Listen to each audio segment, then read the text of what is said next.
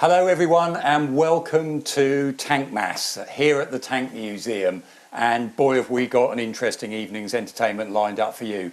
I'm David Willey, I'm the curator here, introduce my good friend Richard Cutland from World of Tanks. Hello everybody, as David said there, please settle back, put the kettle on, enjoy yourselves for the next 3 hours. We've got a fun-packed 3 hours coming up for you. We've got competitions, we've got some live music, we've got some behind-the-scenes footage and perhaps stuff that you wouldn't usually see down at the Tank Museum.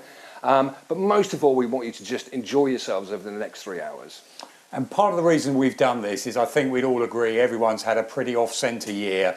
Things haven't been good for everyone. This is a way of us, World of Tanks, saying thank you so much for your support, and we're going to be telling you and asking you how you can continue that support.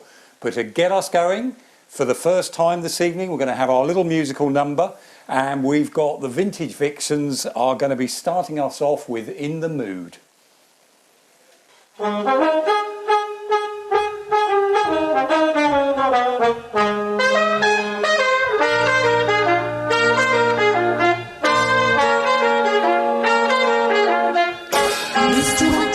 What you doing tonight?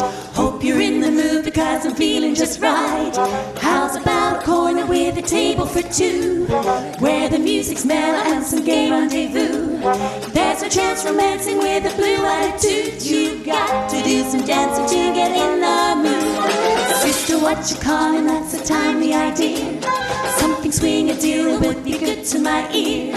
Everybody must agree that dancing has charms when you have a certain one you love in your arms. Stepping out with you will be a sweet interlude. Oh, build her up, for that will put me in the mood. In the mood. That's it, I got it. In the mood. Your aim was spotted. In the mood. Oh, what a hot hit. We'll be alive, we'll get the jive. You've got to learn how. Hep, hep, hep. Hep like a hepper. Hep, hep, hep. Hot as a pepper. Step, step, step. Step like a stepper. We're mugging, we're hugging, we're in the mood now.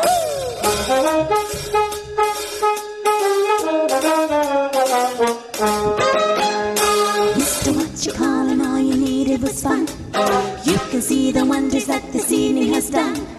Your feet were so heavy till they hardly could move. Now you're light as feathers and you're right in the groove.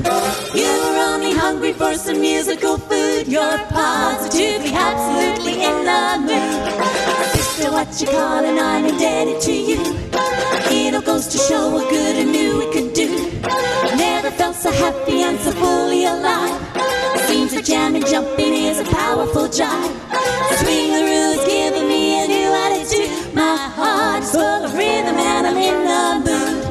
In the mood, that's it, now I got it and I'm in the mood. Your ear will spot it when you're in the mood. Skippity boppity, skippity boppity bop. We'll be alive, we'll get the jive, you got to learn how. Hep, hep, hep, you're hep like a heifer full of pep, pep, pep. Your heart has a pepper and your step, step, step. Step, step like a stepper. We're mugging and now we're hugging, 'cause we're in the mood.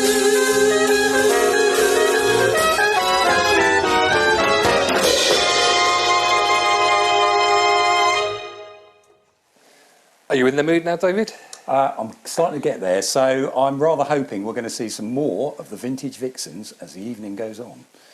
Now, all of you there will have known that we, the Tank Museum, were part of a network of many military museums, many tank museums around the world, and we're going to be showing you, so they've offered us some videos, some of the things they've been up to, and one of the things about the whole rest of this evening is how you can help support us, help support them, and also what we can be doing for you as well.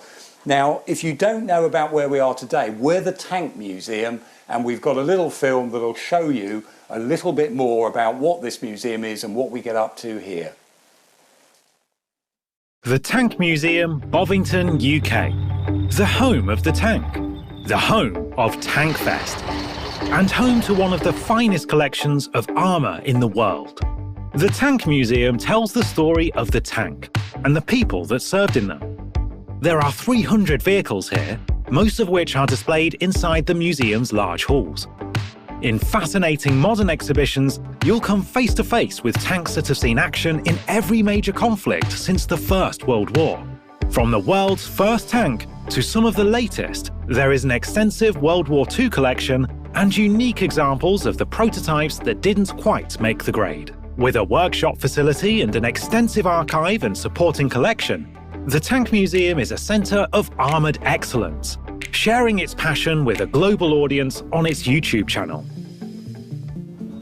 Bovington is regarded as the home of the tank, because it was here that the Tank Corps, the world's first tank regiment, made its home in 1916. This remote rural location was ideal for training tank soldiers, with British, Commonwealth and US troops all passing through the gates of Bovington Camp before heading to the front lines. Over a century later, it remains a major training centre for British soldiers learning to fight in tanks. The Tank Museum was formed in 1923 as a military teaching collection. When the First World War ended in 1918, hundreds of tanks began accumulating in the fields around Bovington, waiting to be cut up for scrap. But thanks to an important intervention, rumours suggest it was Jungle Book author Rudyard Kipling, one of each type was fenced off and saved. During the interwar years, the collection continued to grow. But at the outbreak of the Second World War, some of the collection was sacrificed in the drive for scrap metal. Others were only saved because they were employed as anti-invasion defences at road junctions around the garrison. At the end of the war, the Tank Museum accepted a significant number of new donations from the army. These included many examples of Allied vehicles and a significant number of captured Axis tanks. When the Tank Museum opened to the public in the 1950s, admission was free, and visitors could climb on and inside the vehicles to their heart's content. A new era began at the Tank Museum in 2009, with the completion of a multi-million-pound redevelopment project and the opening of the flagship Tank Story exhibition.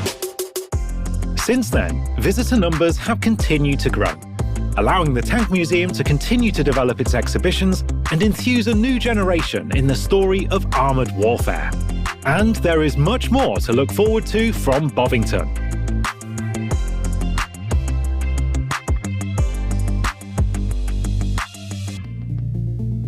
The Tank Museum, like all museums featured in this live stream, has been forced to close its doors during the pandemic.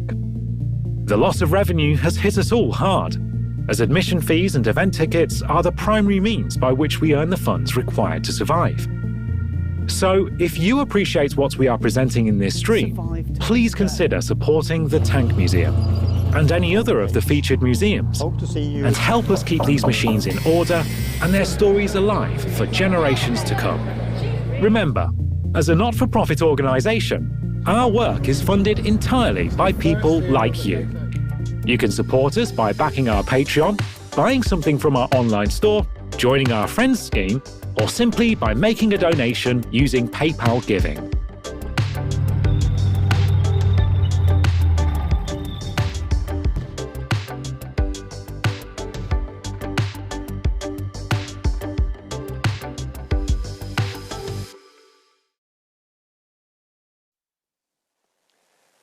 And I'm delighted to be joined now by the director of the Tank Museum. It's the legend, Mr. Richard Smith.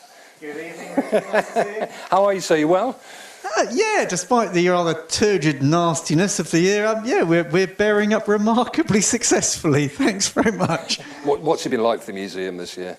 2020 has been the most bizarre year that we've ever had, I think, actually. It's on all sorts of levels. I think it's been as sort of grossly awful for the Tank Museum as it has been for anybody else. But like everybody else, we've had to get through it. And with a little help from our friends, we have.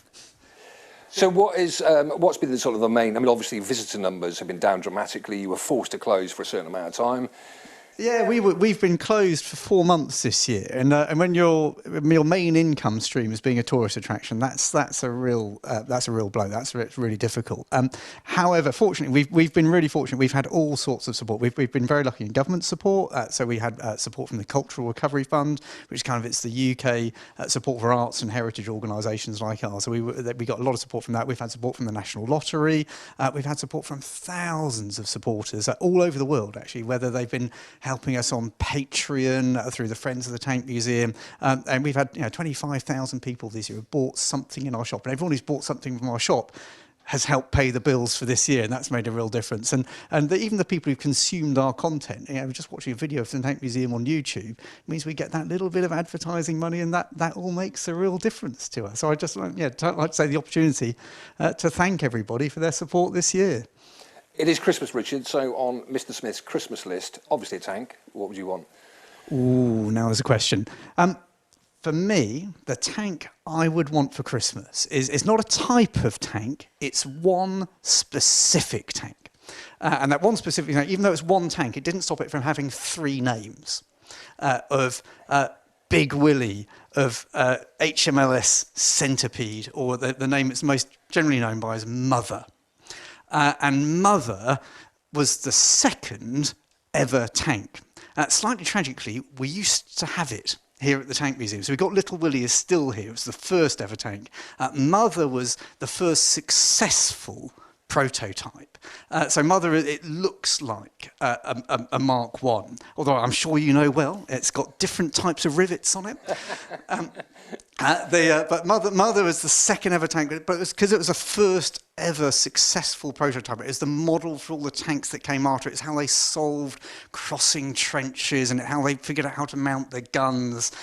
Mother would be the one I want. It might even be closer than we think, because there are two stories about what happened to Mother. It disappeared in about 1940 when people were taking down their railings and things like this, because the Germans were being a bit beastly at the time.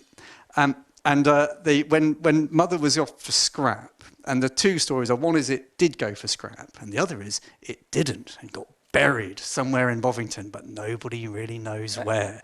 So there's a mystery that goes with it as well. So Mother would be the tank I would choose for Christmas. That's probably quite enough from me, I think, for today's session. I hope the rest of today goes really well. I'd just like to take the opportunity before I finish my bit to say thank you ever so much for World of Tanks and to Wargaming, and particularly Victor Kisley for his support for us and for the rest of the museums over the course of the last few years, and particularly this year. The partnership with World of Tanks and the Tank Museum community is a really strong one. So I'm delighted that Victor's going to be following me and the next video with a message for everybody. Hello tankers, I'm Victor Kisley, the CEO of Wargaming, and a big fan of tanks. Unfortunately, year 2020 did not give us too many opportunities to speak face to face. So I'm going to use this video technology to wish to all of you, our amazing players, and all tank enthusiasts around the world, a very Merry Christmas. May this holiday season bring to you and your families health, happiness, and peace. See you in 2021 in Bovington at Tankfest. Happy New Year. This year, Chuck Norris is in charge of the holidays in World of Tanks. You must be wondering why. Well, once, Chuck Norris destroyed 3 enemies with his fingers simply by saying, "Bang!" With the help of friends, you too can achieve amazing things. Join Chuck Norris this holiday. Play World of Tanks on PC now. Get your Tier 4 tank destroyer for free. So, Mr. Smith there has just said Mother is missing from his Christmas wish list. What about you, David? Well, I'll do the official bit first. We do actually, here at the Tank Museum, we've got a wants list of the vehicles that we want to acquire. And that's not just any one person's opinion. You know, we all sit around the table, the great and the good and the learned. We have something called the collection committee. So we've got on that the things you imagine, you know, a JS2, a Merkava, T10, something along those lines, a Leclerc, an Abrams. We've been after one for ages. So there's that long thing. For me personally, I'd love us to get a representation for the Reconnaissance Corps. We are supposed to be their museum. It was a body in World War II that very elite guys actually, and they had something called a Humber LRC, which is like a long-bodied armoured car. And whether it's because I've personally coveted one all my life, but I think the other side, if we had that, we could do it because the Reconnaissance Corps used it. I'd love to see that as part of the collection, and it's possible because there are some out there, but we haven't got one at the moment. So if anybody wins the pools or that Euro Millions, put that on the wish list, okay? So that's what we're looking for here. And because you've got Dingo. Yeah, there's things, that's where you have to put 2 hats on. What you'd love yourself and what would be great on the gallery. So, you know, different things, and this debate can go on forever. And we do, funny enough, it's another one that we do have a lengthy conversations about. If you're going to ask for this, why aren't we doing this? Or we've got too many of those. And pruning the collection's another thing we do as well. So with things here, won't always be here, because I do think some areas we probably over-collect sometimes. But if there was one, so come on, I'm going to push you for just one thing that you can have in the collection. That reconnaissance vehicle. I'd go for that for the collection. Definitely yours. Yeah. And we're now going to go talking about the other museums that we did. We're going to go across and to a museum which both of us are superb fans of. very good friends of ours, Stefan. Yeah, Stefan, we've known a long time, and he does wonderful videos, doesn't he, as well? So. He does fantastic videos. We're going to have a bet on who's wearing the best clothed director of a museum throughout. And the curators. Look out for how curators dress. Really important this evening. It's obviously a prerequisite that curators have to wear tweed. Got to have tweed and a facial hair, but we'll see that coming in a moment. So. But without further ado, we're going to go straight across to Arsenalen and the Swedish Tank Museum and our very good friend Stefan. Welcome to the Swedish Tank Museum, Arsenalen. Not only a tank museum, we also have a lot of different vehicles to show to the public that all these vehicles belong to each other on the battlefield. Not only tanks or armored fighting vehicles, but also different scout cars, lorries, etc. in this combined situation. And in the collection we have not only Swedish vehicles, but also a lot of foreign vehicles that has been used in Sweden or tested or just exchange. Some of the vehicles are more than 100 years old. Some of the vehicles we keep in running condition because we think it's important for the public to see them moving, hear the sound, feel the vibration in the ground. And quite a few are unique. You cannot see them anywhere else in the world. And even if they are not that well known, we think it's important to tell our story from the Swedish perspective, why we needed to produce our own tanks in Sweden. What I would like for Christmas is a car, a very special car, a DeLorean, to travel back in time. And if I could travel back in time, I would go back to 1948 and say to the people in charge in Sweden, please don't save this tank for the future. Otherwise we will regret it and we will blame you for destroying parts of the history. And what kind of tank is it that I would like to save?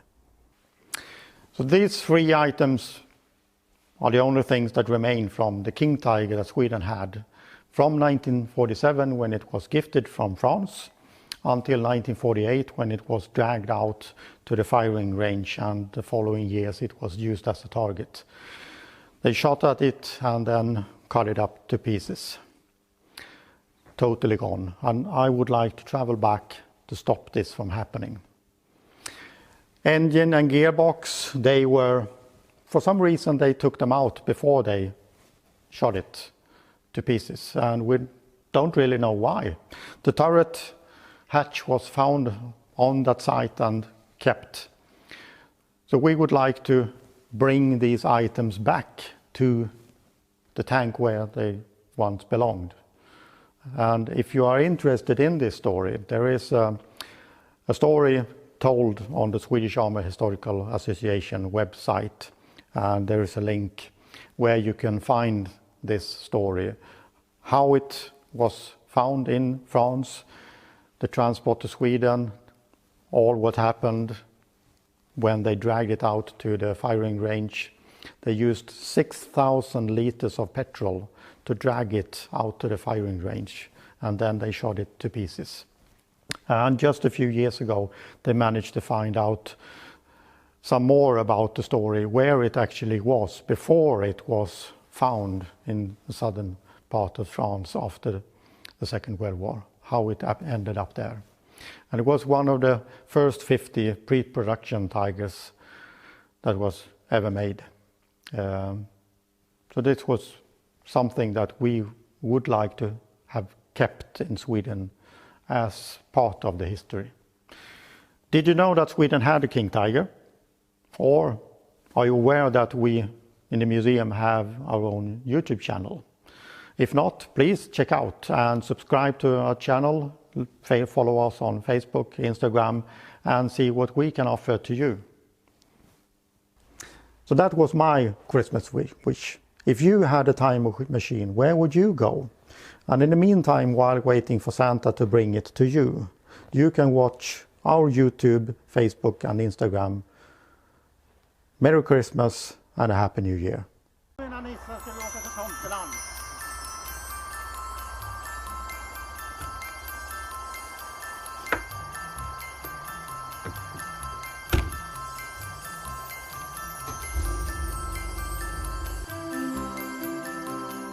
julen allihopa!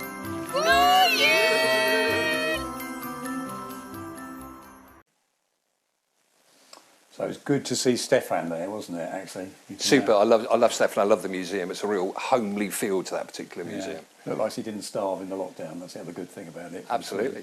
Now, we said we're going to cheer you up this evening. So we've now got a competition for you. So 2 people are very luckily going to win 2 separate prizes. And we've got a couple, and we've got lots and lots of great prizes, but the first 2 prizes we're going to give away, firstly, is going to be one of the Tank Museum's goodie bags. We'll have a look at one of those in a particular moment, rammed with fantastic gifts. The second, more aimed towards our World of Tanks players and our community, will be a whole year of World of Tanks premium accounts, so a whole year of accounts. So 2 prizes. Now, the way to enter these prizes, in a moment, David is going to give you the question. You need to answer that question and put it in chat. You can put it in on the World of Tanks channel, either on our Twitch channel or on our YouTube channel, and also on the Tank Museum YouTube channel. So put it in chat there. And the question for the first competition is... So, how many Matilda II tanks were made by the British in World War II? Or British as a whole? So, how many Matilda II tanks were made by Britain? So put your thinking caps on now, get it into those channels. The time you've got is for the time it will take myself and David to have a chat and a wander across to the Matilda II on display in the museum. But before we do that, just so you're aware of what you're going to get in one of the goodie bags, we'll have a quick run through, David. There's a nice pair of socks, of course. Fantastic. Thank you to Steel Series for these. These are World of Tanks gaming mouses, so from Steel Series, donated there. There's also, I have to mention this, otherwise David is going to kill me. I've got a copy here.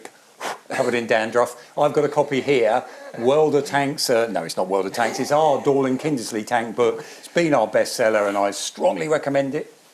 Bullet Flask, fantastic, love one of these. I've got one of these myself actually, I shouldn't say that, should I? Top Trumps, fantastic. There is a t-shirt, various sizes, various designs as well from World of Tanks. We've also got... A big fan, David? Yeah, blow up shells. And finally, of course, the obligatory model as well. Again, at random types of models this.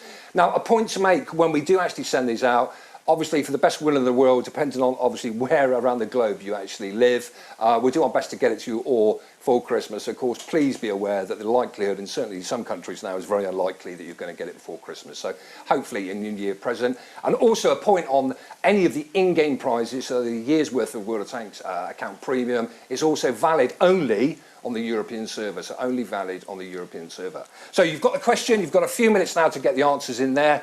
And we're going to make our way across. We are. So this gives us an opportunity. I'm going to show Richard. We've done earlier this year, wonderful new first half of our World War II displays. We're going to head through it and I'll be explaining to Richard some of the things we can see. Again, when we are open, please do come back. And over this winter, we'll be finishing the second half so we can see some of that as well. So we're going to be following outside the door and off we go. So as you can see, at the moment, we've been setting this in our home front house, which you've not seen any of this before. This is the first time I come down here. This is all absolutely brand new to me, so fantastic. A house in the museum. Yeah, so what we do this for, as you can imagine, it's schools. They're doing about the home front in the Second World War. We've got an Anderson shelter just around the corner. We've actually got a shop here selling or showing the type of things that was shown in or sold in the war years. And we've got a cinema that, again, that helps introduce people to the subject of what Britain was like in the 19th war. And you'll see behind us, amongst all the equipment, all the stuff that the guys are using in terms of for filming. But we've got there's our Rolls-Royce armoured Beaverette there. Some of those vehicles from Britain in the 1940s are on display in this bit.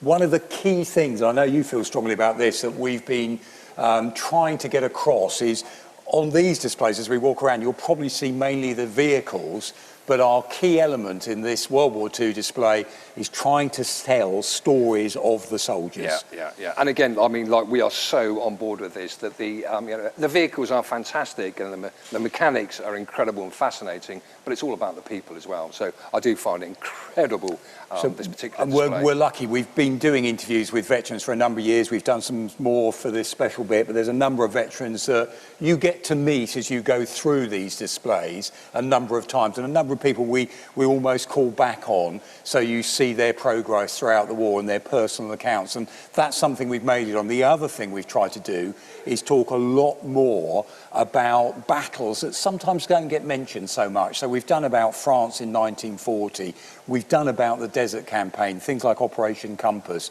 and we'll look as we go around a little bit later on. There's one or two other areas we can show you, and some of the work we're still doing, and you'll see that as we go around. Work in progress in some areas. But let's carry on going, because we asked that question, how many Matilda IIs were made by Britain in the Second World War? And for us, it's another one of those really important issues, because we tended, I grew up with that belief that all the German stuff was always better, everything else, you know, that the German equipment was the best. But in 1940, this tank was recognised by the Germans as well as probably being the best tank on the battlefield. Char B was tremendously effective as well, so was the Samua. We've got one of those on display over here. But that thick armour on the Matilda II was really effective in defence, and that 2-pounder gun that was being fired would have gone through any known German tank in 1940. So this was a very effective machine in those early war battles. Looks like it's had a fresh coat of paint recently. It has, actually. We've done this one on here. This one is we've done this as part of our desert story that we're doing here. And this one's something called the Curator scheme. If you're model makers out there watching this, you know you love all those different schemes that are put on tanks. And one of the things here, we've purposely looked at this. This was basically, it's a camouflage scheme breaking up the outline of the vehicles. That's why it's looking in this rather sort of faceted looking shape and colours we've got on it. It's always, the whole camouflage conversation is always quite tempered with. It's a hard thing to get right, I have to say. Everyone will criticise whatever you do, and there's other issues with the museum because we can be absolutely perfectly right. But here's a simple one. Matte paints show up finger marks just very, very quickly, so quite often we end up doing things like having an eggshell or a silk finish on vehicles, because obviously that means in the end that it's easier to clean. We don't have too much of a worry there. Now, we're going to come at this moment, coming to the end of our little bit on the Matilda and the Matilda questions. So if you've written these, even if you're just writing them on a bit of a paper at home, how many Matilda II tanks were made by the British in World War II? Your final chance, 2,987 is the correct answer. So 2,987 Matilda IIs made in the Second World War. And I wonder how many got that right. I expect there's a fair old few of you sitting there either grabbing down your volume or looking it up on, I don't know, Wikipedia or something or other. Careful, because sometimes I get it wrong. So that's competition one. We've got another competition coming up later on, but we're going to make our way back to the house now, because again, we want to introduce you for the second time this evening to the fantastic Vintage Vixens. Merry Christmas, girls. Merry Christmas, everyone. Are you ready to sing a little Jingle Bells? Yes. Jingle bells, jingle all the way. Oh, what fun it is to ride in a one-horse open sleigh. Jingle bells, jingle all the way. Oh, what fun it is to ride in a one-horse open sleigh. Dashing through the snow in a one-horse open sleigh. O'er the fields we go, laughing all the way. Bells on bobtail ring, making spirits bright. What fun it is to ride and sing a sleighing song tonight. Jingle bells, jingle bells, jingle all the way. Oh, what fun it is to ride in a one-horse open sleigh. Jingle bells, jingle bells, jingle all the way. Oh, what a lot of fun to ride and sing in a one-horse open sleigh. Dashing through the snow, we are dashing in a one-horse open sleigh. One-horse sleigh. All the fields we go, over the fields we go laughing all the way. All the way. Bells on bobtail wing, making spirits bright. What fun it is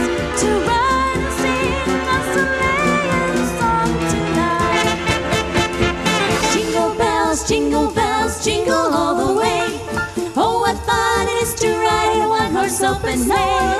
Jingle bells, jingle all the way. Oh, what fun it is to ride in a one-horse open sleigh. Da da da da da da da da da da da da da da. Ooh, ba ba ba da da da da da da da da do la do la do la do la do. Hey, jingle bells, jingle all the way. Ooh, jing-jing-a-ling, jing-jing-a-ling, jingle bells all the way.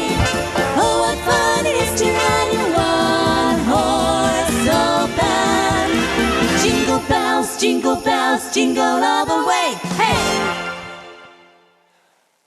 So you're feeling particularly festive now, I hope, David? I'm getting more in the mood. The more I hear them, the more in the mood I get. Now, I have to say, a few people have mentioned to me, obviously, that with, and obviously, Santa Claus springs to mind or something. And of course, we are, at the moment, sat in a myriad of merchandise. So, you might have wondered why all this is around us. A little bit of a hint here. One of the ways that we at the Tank Museum, when we've been closed through COVID, one thing that's taken off for us is online sales. And I mention that because whatever museum there's your local one, have a look at what they're trying to sell, because when you want to come back to those museums, if they fail, if they close, we don't want to sound too depressing, but by buying things from their shops, from online, joining their schemes, becoming a friend of those museums, etc., or for the Tank Museum, Patreon as well, all of that keeps us going. So what I'd encourage you is, we've got some of the products here. We did a fantastic sale this year of things like, we were doing these tank slippers, have gone down really well. Our books, our models. We've got things that because of this, we've been encouraging to do. Things like here, we've got a Kobe Tog tank. This is actually the prototype of it, but that should be coming for sale in the new year. So don't think of it just for Christmas. It's going to be a problem, of course, for Christmas now, because you might get things, if you put an order in, they may get there in time, but think of that spending money you've got, where you're going to spend it in the new year. Think of us and think of those other museums, so you'll be helping to support them and keep them going. So that's why we've got all the products around us. I'm sure you'll find something that will meet your tastes, and by buying it from us, we're a charity. Boy, does that help us do what we need to do. Now, we're going to show you our little Christmas advert, so forgive us if it looks like there's a little bit more product placement coming your way.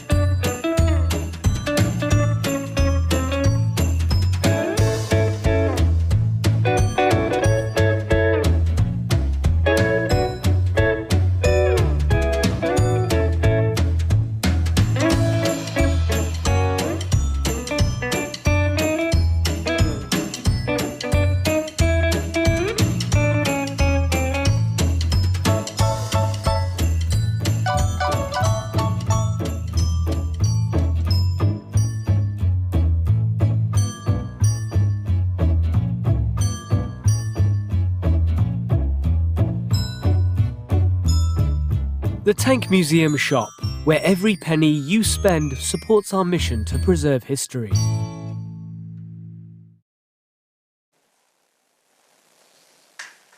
What a fantastic video. I have to say, the first time I saw that, David, I just felt, like warm and cuddly. It was nice to see the two Davids together. I was going to say, there's something about it. It's almost Eric and Ernie sort of feel, isn't it? The two Ronnies. Two Ronnies, something of that sort of period.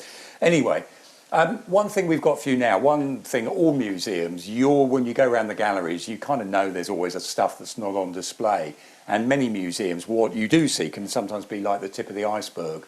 So here at the Tank Museum, we've taken Richard and with members of staff here, shown them some of the areas behind the scenes. And what you're going to see now is Richard being taken around one of our supporting collection stores. That's pretty much everything that's not a tank, you know, uniforms, medals, all sorts of bits and pieces.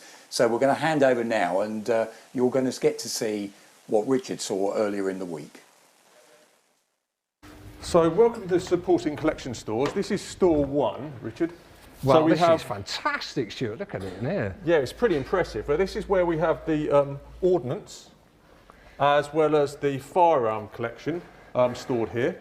So we've got a range of ammunition going back to the First World War, all the way up to the more modern ammunition that we have issued to tanks of today. The first round I'm going to start off today is this 6-pounder round that would have been fired from a Mark IV in the First World War. You can see the driving band. This is a 6-pounder that would have been fired from the Hotchkiss 6-pounder gun, and this would have had basically just a solid shot of it. It's designed to sort of penetrate other armour and things like pillboxes, etc. So quite a small little round. That's nice, that's nice. As soon as we came in here, Stuart, I had to say all I could think of was ammo bashing on the ranges, and what hard work it was. Oh, I can imagine with that. We go up to World War II now. So we've got 1 case ammunition, we've got propellant here, and the 17-pounder round for the things like the Firefly, the Archer. Bit of a beast, this one. So this is armour-piercing capped, ballistic capped. So it's quite a potent force. When you handled it as well, you could just imagine that as, you know, how much of a pain that must have been to manhandle around the turret and actually put it into the breech. Yeah, this is... It's a big old round. It's a big old round. These are the ones that would have been used up to the sort of, once you get past D-Day, so August, etc., 1944, and they would be penetrating things like Panthers, out to about 1,000 metres, etc. So they're very capable round.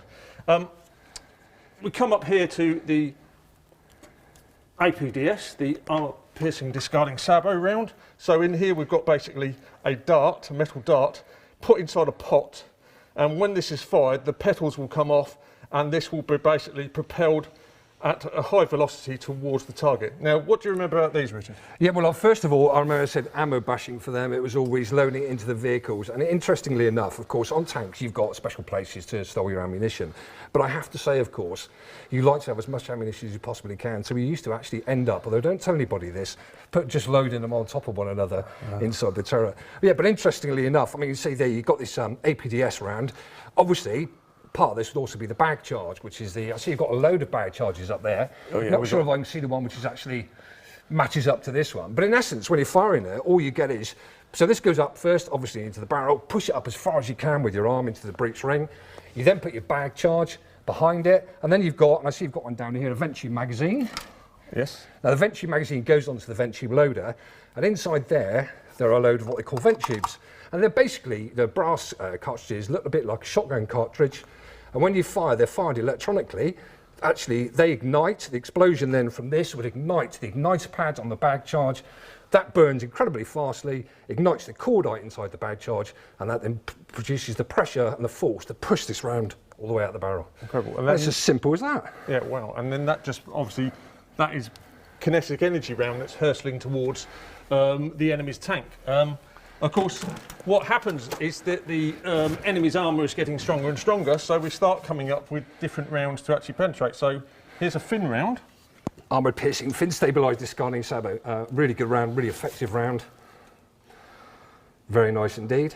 Yeah, I think that will penetrate roughly about 450 millimetres worth of armour, so it's got a potency. It's a tungsten round on that one. Yeah, and also, of course, it's interesting to point out, I mean, you've also got Hesh round down there, I see, but of course, these were designed to penetrate, like you say, penetrate armour, whereas, of course, the high explosive rounds, bunkers, you know, infantry out in the open, things like that. Yeah. Now going to the Hesh round, of course, is this high explosive squash head. This is a much weightier round. This is about 17 kilograms. You're going to make me pick this up now, aren't you? Yeah, yeah.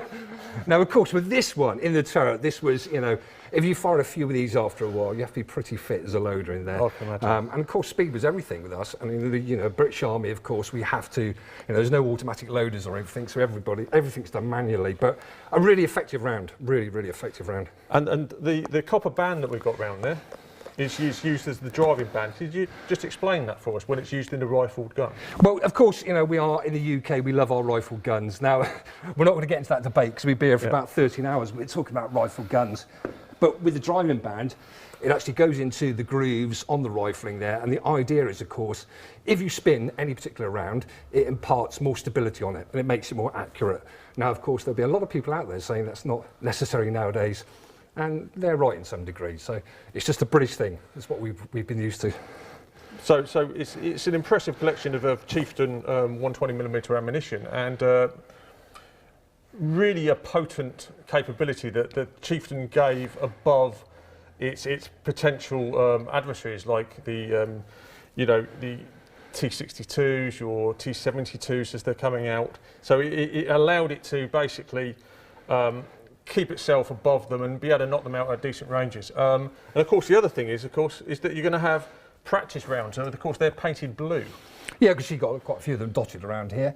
And obviously the only idea of practice rounds was the pure fats, much cheaper to produce. And also, when if we went down the road on Lulworth ranges, of course, you haven't got that range, i.e. the distance that you can practice firing out to so much. So practice rounds were fantastic. Awesome.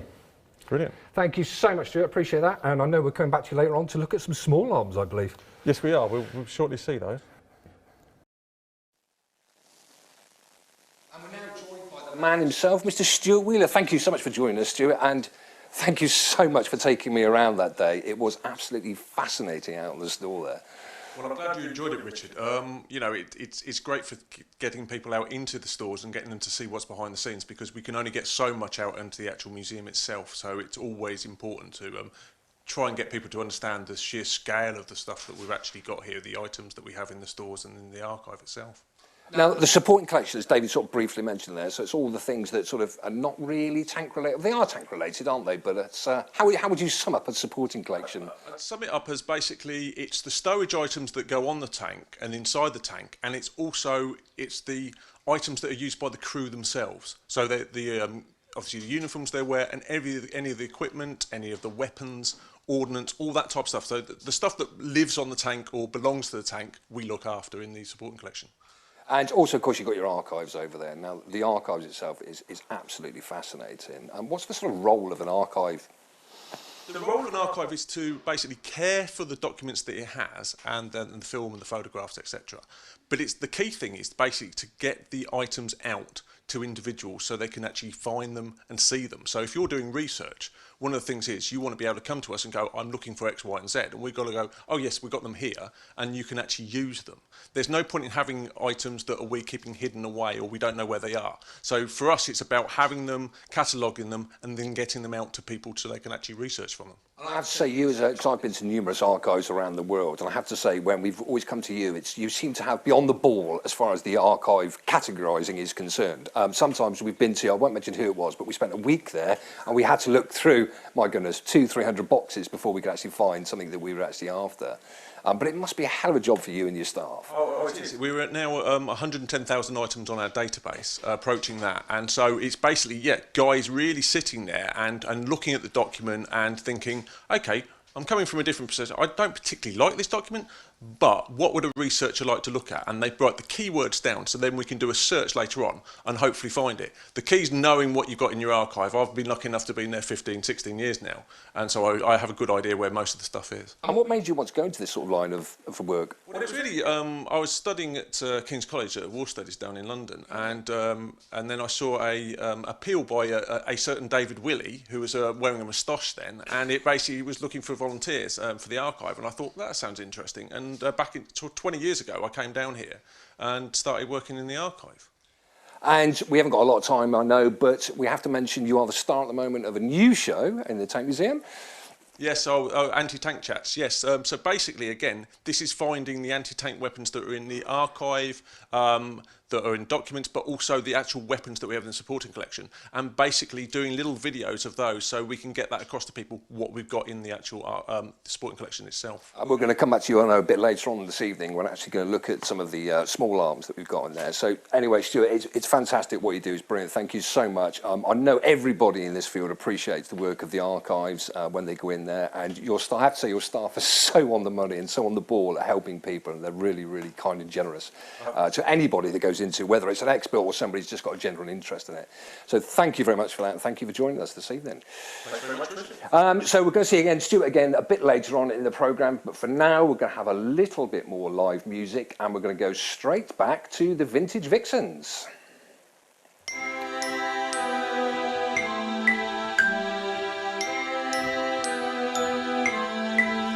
There's a new little boy in the neighborhood, and last night it started to snow. So he brought out his sleigh and was all set to play, but the gang didn't say hello. So I made friends with the poor little tyke, and he said to me, "Do you know what I like? To hitch a ride with Santa Claus. Wouldn't that be something to see? I'd like to hitch a ride with Santa Claus, dodging the clouds, waving across. I'd crack the whip and keep a watch for weather vanes. I'd help him with his bag and check each Christmas tag, or maybe I could handle the reins. I'd like to hitch a ride with Santa Claus. Wouldn't they be jealous of me?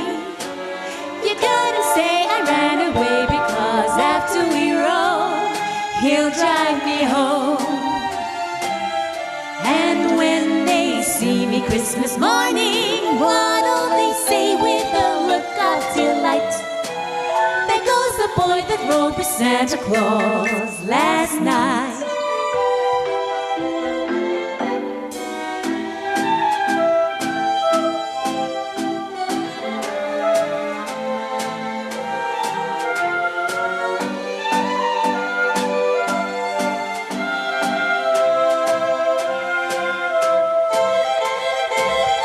I'd crack the whip and keep a watch for weather vanes. I'd help him with his bag and check each Christmas tag, or maybe I could handle the reins. I'd like to hitch a ride with Santa Claus.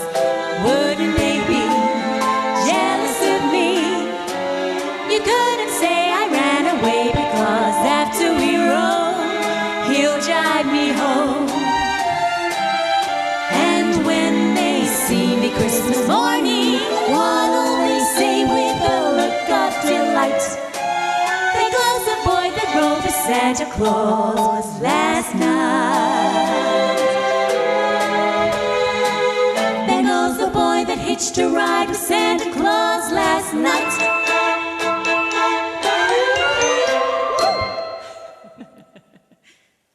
Hello, I'm Luke Neller and welcome to Best Replays of the Week. In this episode we have a Last Man Standing versus Search and Destroy. Roll out.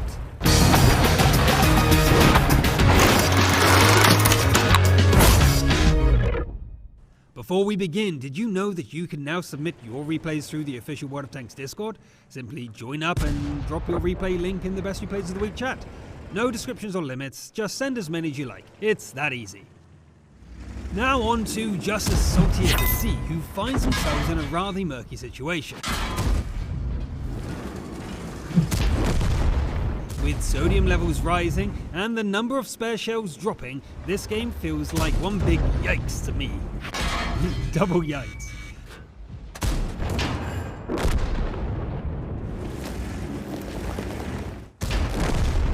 Only high explosives left. Just about. Aww. An APCR shell short of victory. What a heartbreak for our hero. And finally, Peacock chirps it away. because we know how much you love those. Take it away, Zanny.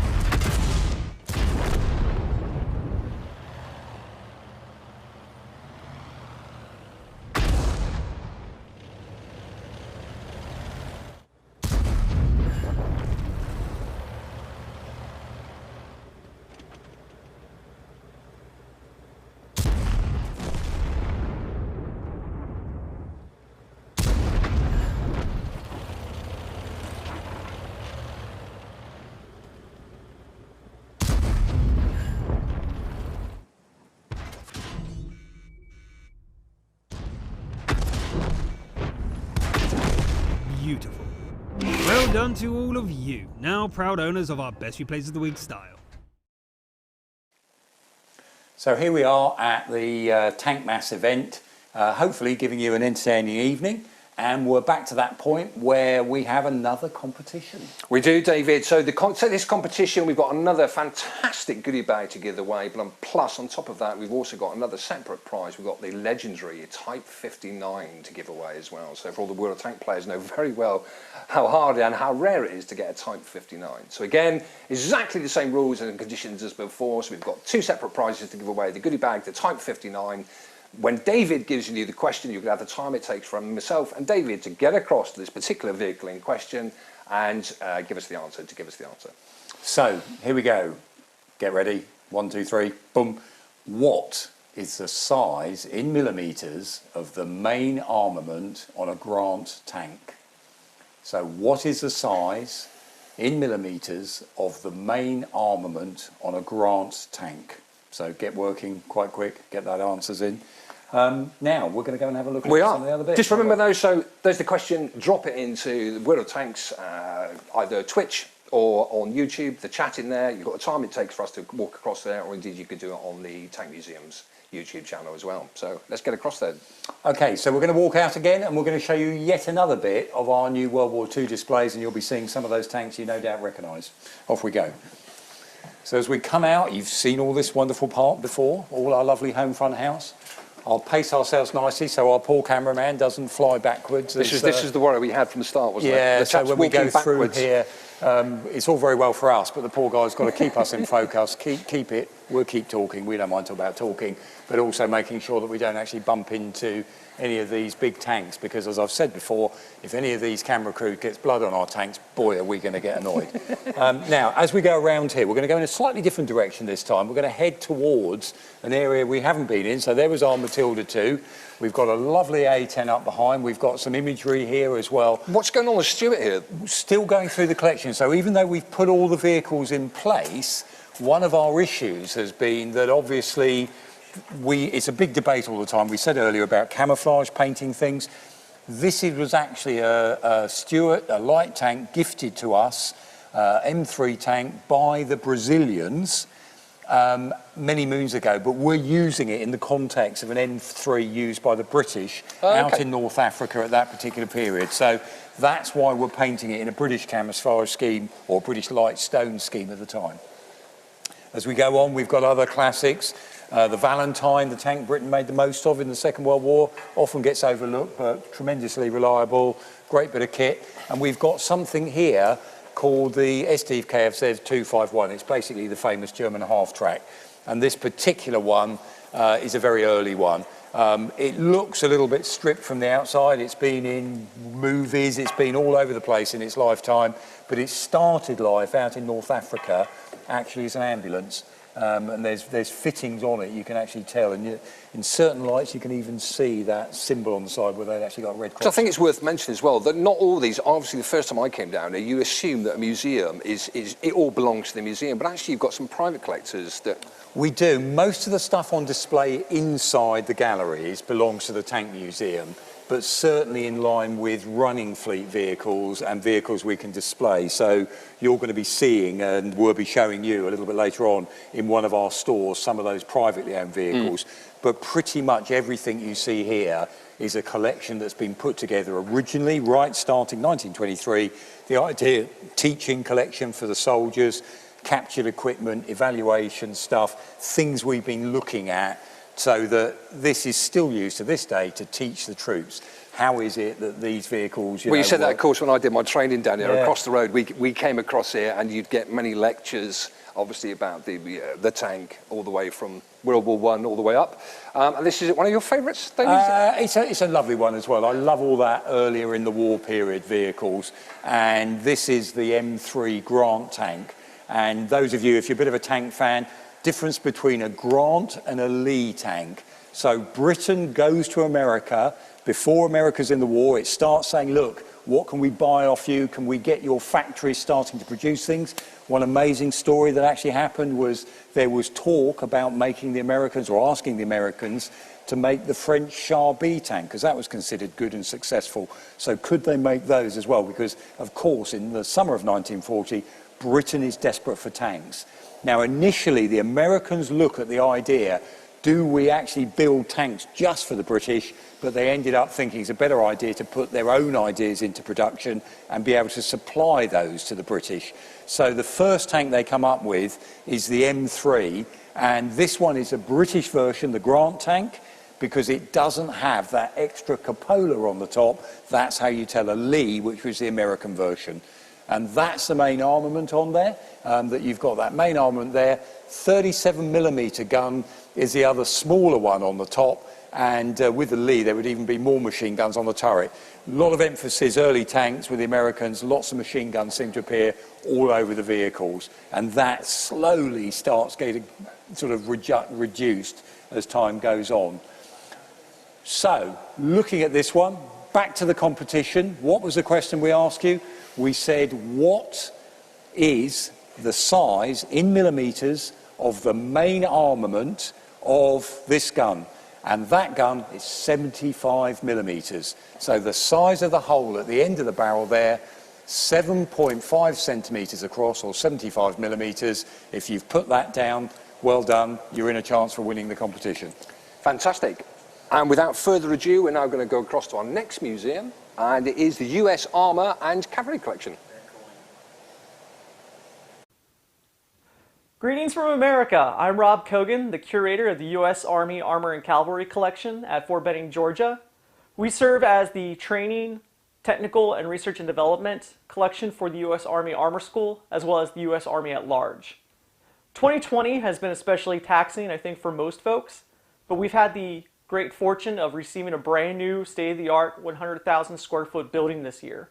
A lot of our time in between isolation and pandemic measures has been spent moving our vast armor collection, which ranges from pre-World War I vehicles to today's prototypes, inside the new building so that they can be preserved for generations to come.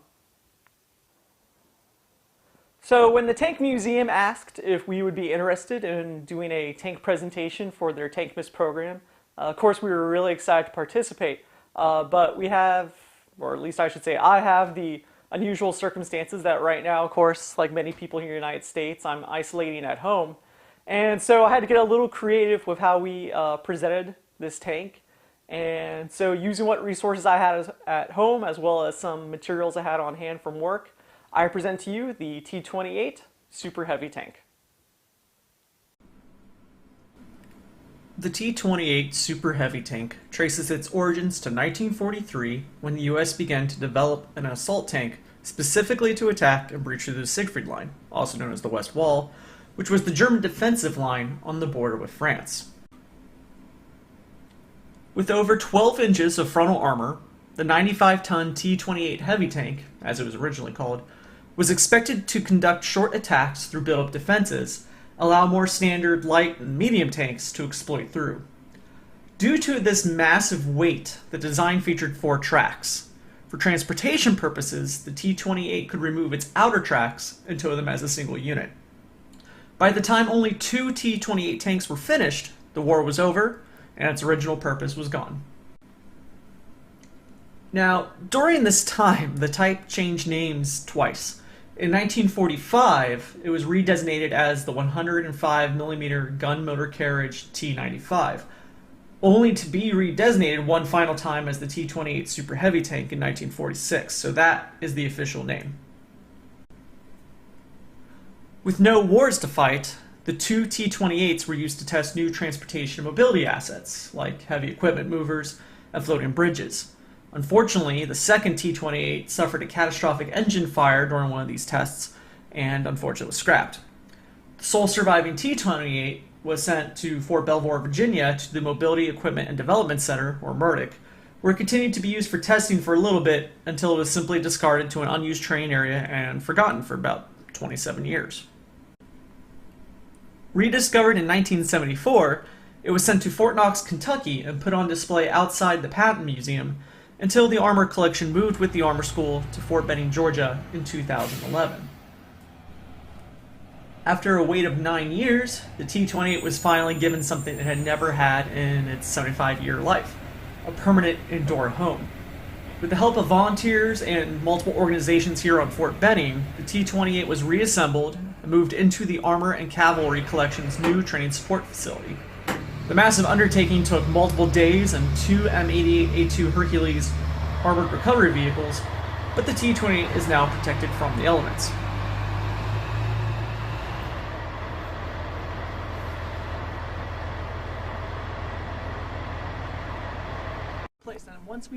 If you'd like to know more about this fascinating tank and the process it took to reassemble and move it, content creator and friend of the collection Sophie Line has done a fantastic set of videos on YouTube. This even includes an inside tour of the crew compartment, and I think you'd really enjoy it.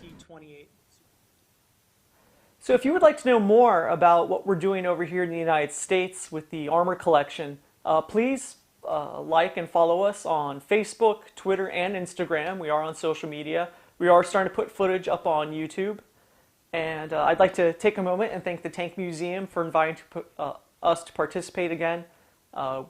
We really miss being able to host live events, of course, and I hope that once everything goes back to normal, we can come over for the next Real Life Tank Fest. We miss seeing all our friends in the International Armor Museum community, and I hope everyone watching this has a happy holidays and stays safe. Thank you. So there's a Christmas jumper and a half from Rob there in America. I was going to say, there's some competition amongst the museums at the moment with Christmas jumpers. I'm not sure they all got the same message that I got. Anyway, so that was Rob, and obviously, again, if you're ever in the States and there is the opportunity, do try and have a look at that collection. Technically, they're hoping to be able to open it, and there's special events and organised tours there as well. Now, back to that idea, what's all that collection that's out of sight all the time? And the next film is again with Richard being taken by our head of collections, Chris van Schaardenberg, and an old friend of Richard, Jonathan Kneebone, through the workshops, which is another one of those areas where not everyone gets to see it, but a fascinating load of work goes on. So here's a little video we put together of the workshops at the Tank Museum. So Chris, the workshop's absolutely fantastic. Firstly, it's obviously, of course, where all the real workers in the museum hang around. What a really nice building. New as well. Yes, we built this with lottery funding, supported by lottery funding in 2018, and it really gives us all the opportunities now to start working properly on these vehicles. We never had a crane, a 25-ton crane, or the sheer space and the equipment that we can house here. So good facilities for the guys. And it's just great. We have so many projects lined up. Unfortunately, this year was a bit slow. We were shut down for long periods of time. But eager to go next year. A lot of catching up to do. Some vehicles are stored here as well. It's a bit of everything at the moment, not just projects, but this Centurion was built as a Centurion 2. I think David Fletcher mentioned it in one of his tank chats. Later upgraded to a 5. Is one of the oldest surviving Centurions. And we acquired it thanks to the generous support of the David Webster Charitable Trust, because they put the money up for us, because we hardly ever purchase vehicles. But we hope to add this to the running fleet in the years ahead. It's complete, it needs work, but it's all there, and quite a unique vehicle. And interestingly enough, it's more pure coincidence, we have the pilot Centurion here from one of the key vehicles in our collection, is stored here, just to have it safely inside. And it was all part of the project of phase 2 of the new Second World War exhibition. We want to highlight the enormous technology progress during the Second World War from basically Matilda 1 to Challenger 1, Centurion 1, sorry, even though it missed the actual conflict. But that's going back in after months in here, really. And that's not running condition, that's just going to be sort of... That's a static, that's just a key museum piece, and it's all about preservation, while of course the other vehicles is about maintenance, servicing, overhaul, restoration. And that's always the balance in the museum between key museum pieces, how do you look after them from a conservation point of view, what do you have to do to make sure they're safe and they're going to last a very long time and you don't alter them too much. And of course with the running fleet, being it the T-72 or the Centurion, you have to make those compromises. When do you replace parts, when do you make new parts? How do you service them and how do you use them? How often do you use them? Because that's all part of the challenge. So that's what makes this job here for the guys so interesting. They're all different vehicles, they all have different requirements, and we really need to know how often can we use them, how can we make sure we can still operate them safely in the future. For example, the T-72, we're working with outside specialists that have been trained on the T-72 rather than us reinventing the wheel. It must be incredibly hard for the staff because, of course, it's all very well for us. We trained on Chieftain Challenger 1, Challenger 2. But I mean, when you've got such a variety of vehicles, you've got, all right, fundamentally a tank is very similar, but different, different transmissions, different gearboxes, different requirements. Spares must be an absolute nightmare, I would imagine. They're very, very skilled guys and girls, I assume, that work in here. Yeah, absolutely. The volunteers and the staff, without them we couldn't do this. And now we're working as well more and more with other museums, other collections, historic collections from armies to help us look after them the best as we can with those that have arguably been trained on them. So we have a lot of knowledge and we're gaining by working with all these partners as well to soak up some of their knowledge. And that's been really quite a successful formula because, they're all different. I mean, these are quite complex beasts. And spares, it's all about how can we make sure we still have a running fleet in 25 years' time. And that's one of the things we're actually working on to make sure by the centenary of the Second World War we still have running vehicles. Takes me back, Chris. Grease gun. Yes. Any grease nipples you want to lubricate? So a lot of our kits here, being at recovery, chains, cables, specialist tooling for the A-frames, a lot of material here. And next to us we have then the machine shop, where our machinist Bob Kendall does a lot of fantastic work, currently working on the Valentine suspension that Jonathan will talk more about. So I assume when you say machine shop, you mean obviously there's going to be certain bits like we sort of discussed before that just don't exist anymore, you can't get spares for it, so they've got the ability here to make... Yes, and we're doing that more and more, that items we can't purchase, we have remanufacturing here, and that's really gone quite well. So we have a big lathe and a milling machine in here, and it's Bob and Jacob, used to be apprentice, now a technician, has also been a lot of machining and learning from the years of experience that Bob adds to our workshop setup here. So a lot of interesting stuff going on here as well. Wow, it's absolutely fantastic. It often takes a while, but because you have to make stuff, you get the drawings, you get the material, but it's really been a success story. It's very clean and organised as well, Chris. It's always like this. Well, we knew you were coming, of course. We wanted to prepare. Well, unfortunately, of course, most of this year we have been static. And it's just great that the guys are back now, just before the end of the year. But we look forward to a busy year next year. Lots of things going on, lots of things lined up.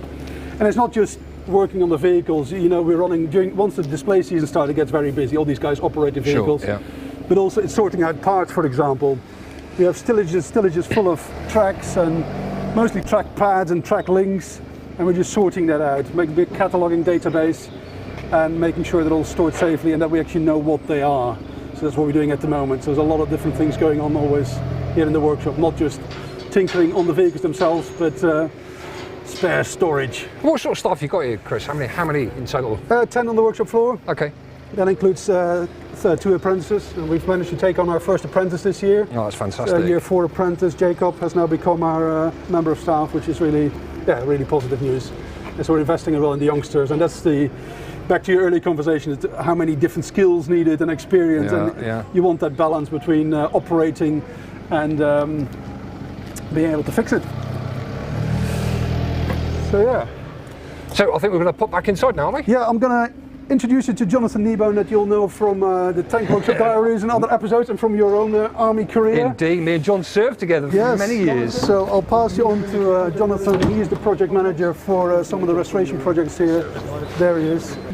Jonathan, Kneebone is the project manager for the restoration projects. But of course you know John from your service life. Lovely. Thanks ever so much, Chris. Really appreciate that. And I'm sure we'll talk to you again later on. See you later. Jonathan, how are you, my friend? Very well, thank you. Long time no see. Hey, all right. Very well, thanks. Very well. So this looks all a bit chaotic at the moment. What's going on? Yeah, well, obviously we're reorganising things post-lockdown and furlough. And now we're going to start in the new year on the projects that we finished off prior to COVID. On your left here, on your right, you can see the Matilda, a successful project that we've done some years ago. If anyone wants to catch up on how we did it, it's on the YouTube on the Matilda Diaries. I was an avid watcher of that, superb. All 24 episodes, including episode 17, which of course was when I went out to Australia to get the parts that we needed to complete the job. Conversely here, over here, we've got the suspension parts from the Valentine tank, and you can see them all stripped up in various stages of repair as they were left before March. The engine over there, which is the 671 Detroit diesel, that was the first job that I did when I came to the Tank Museum in 2016, and that was a complete sort of rework, and the coolant system was redone, including the radiators. But sadly at the time we didn't have enough money in the kitty to do the suspension, even though it wanted doing. Thankfully, you know, the end of 2019 that money was found, and we started to you know, investigate the project and outsource all of the specialist seals that we need. And do the machining in the engineer shop, which you've already seen today. I was saying this, Chris, earlier, John, it must be really hard because, of course, you know, you're not trained on any of this particular equipment or anything. So is it very much a, you know, take it apart and see how it works? And it's very. So we get described as experts on all tanks. We're not. We only become competent on it when we work on it, and all we do is we redo all of the procedures that we've done on the restoration beforehand. So we hit the books, we find out how it works. It's interesting because like British tanks will have a certain way of building them, and how they put them together. Americans, because they were very good at doing sort of online assembly, they're assembled in a different way. And then you get German vehicles which are extremely complicated, and you really have to sort of you know, scrunch up on the books before you can get going. But just to take you through, so not only are we going to do the suspension this time, but we've had a brand new fuel tank made. The old one, a beautiful piece of work with the rivets and the baffle plates inside, but we've got a new one made because the metal on that in certain places has got so thin now. We just, you know, it's not worth economical repair. So it's better to get a new one, put that one in, and we'll put this one in one of the vehicles that's in the museum because it's an original, and that vehicle doesn't have it. If you want to come on down. You can see that because all the suspension's off, we need to raise the hull and put it up onto elephant legs, as they're commonly called, and block the whole hull. Obviously the engine is out, the transmission and the engine is all one lump on this vehicle, but as you'll see when we move on to the Churchill, often you'll find that they're two assemblies. And from top to toe, it's all been stripped, and with a variety of machining and rubber seals, bearings, and it'll all get rebuilt. If you look here, you can see this vehicle was in a bog before it came to the Tank Museum, and some of the nuts on the back have actually rusted completely away. So we're going to use this opportunity, if you see the ones that are gone here, to replace them all with brand new ones, so that, you know, the whole suspension is a lot more solid than it was before. Down here, also we have problems with these oil seals. Over time they get scored, and as soon as you put the new seals back on them, because they've got score marks on, they tear the new seals apart. So these have to be completely refaced so that we get a So the aim of this is to get us back to running condition? Yeah, it was running before, but it just got to the stage where it had been run for so long, you were doing more damage to it by running it than you were by stopping and saying, you know, we've got to the running gear is, you know, it takes all of the hard knocks of the tank, and it just gets to a point where you've just got to stop, strip it, and rebuild it if you want to run it into the future. It's a good example. You know, people enjoy seeing it. It's got a cracking engine in it. That one single engine has got more horsepower than the two that are fitted to the Matilda. It's a 671's good engine. And how long do you reckon till this is? Well, is that an impossible question? Well, originally we were given nearly a year to do it, but because of COVID and because of the season, we're really going to have to go some now to get this one ready and the other projects that we have to sort. So I'm likely to see it at Tank Fest, then, John, is what I'm asking. Who knows? Who knows? But if we go over here on the bench, you'll see. Now, again, if you look at the workshop diaries, there was some time ago we done some work on the Churchill Trust's Churchill Mark III, and we got that back up into a running condition. That wasn't a restoration, it was just to get it going, and we got it running really well, and it's done a number of events now, but unfortunately on the last Tiger Day we had a catastrophic failure of the clutch housing. And essentially what it did is one of the support legs broke and it threw the entire mechanism into the flywheel, which did all kinds of damage to, you can see here on the clutch fingers, those should be straight. Wow. And it knocked off some of the casting on here. Now in order to repair all this, because it's cast metal, we've got to go down an avenue that we've never done before, which is to go actually to foundries and get pattern makers to make the patterns that we need to replace all these parts and cast them in cast iron, which is the original material, although I'm reliably informed that now it's about 40% stronger than it was then. Obviously this isn't a cheap way to do business, but we're quite excited because if we can open these lines of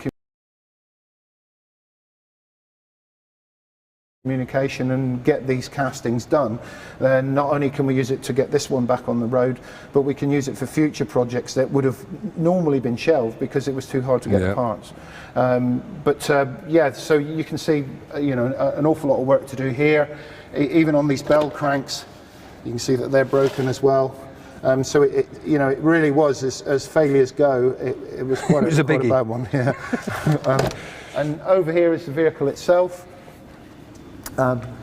In order to get access to all of that, the engine and the gearbox had to come out, which you can see on the side here. Unlike the Valentine, the engine and gearbox are two completely different units. Quite a challenge to get that one out. But we also taken the opportunity, because we knew we had a leak in one of the fuel tanks, because we can get through the radiators now and get at that fuel tank. We want to replace and repair that, which we've set up here. And the fuel tank, what we've done is we've made an adapter to go on the top here so that we can pressurize it with air. And then we put a leak detector along the cracks here, and that allows us to identify where exactly we've got the leaks. And another job, because we can get this fuel tank out, we can get access to the forward fuel tank, which means we can fix the fuel indicator so we know how much fuel is in it from now on, because it takes a guesswork. We don't want to put too much expensive avgas in there and leave it there for years that we're not going to need it. So having worked on this, John, and obviously thinking back to our days together in the regiment, I mean, was this more complicated, less complicated, easier to work on, harder to work on? Well, it's a completely different ethos. I mean, when we had a problem with a chieftain or a challenger, we scared we go really, and not only that, but they more often than not, they would take the whole assembly out, or at least change one duck egg blue box, and then another duck egg blue box would appear. Most of what we were dealing with was managed by ones and zeros. This is all mechanics and your entry level vehicle electrics. So it's quite an experience for me, going from modern day kit and coming back here, because you really have got to hit the books and sort of decode how it's done. A lot of these vehicles were made at the start of the war where they didn't have enough time to manufacture the individual parts, so they would get parts that were being made from other factories and just bring them onto the tank. A good example of this is with the Matilda, because the dashboard lights, the interior lights on the Matilda were actually Bentley dashboard lights, and one of the braking systems for the seat, the commander seat, in order to go up and down, we discovered was used by a bicycle company, and they were just grabbing this stuff off of the shelf and trying to get it into the tank. And you and I both know that road wheels from Centurions and such were still being used all the way through, up through Chieftains. Maintenance lights were exactly the same, and so on. Have you had a favourite, John, you've worked on to date?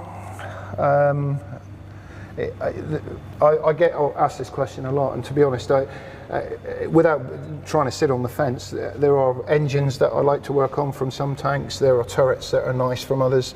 I haven't found one tank that all of the components of it are a standout one yet. But there are many bits within all of the tanks that I've worked on that have been, really quite challenging and quite rewarding to fix. Well, all I can say is, John, kudos to you and the guys down there. It's absolutely amazing, and you are, in my mind, the unseen heroes of the Tank Museum. Thank you very much. And so thank you for everything that you do.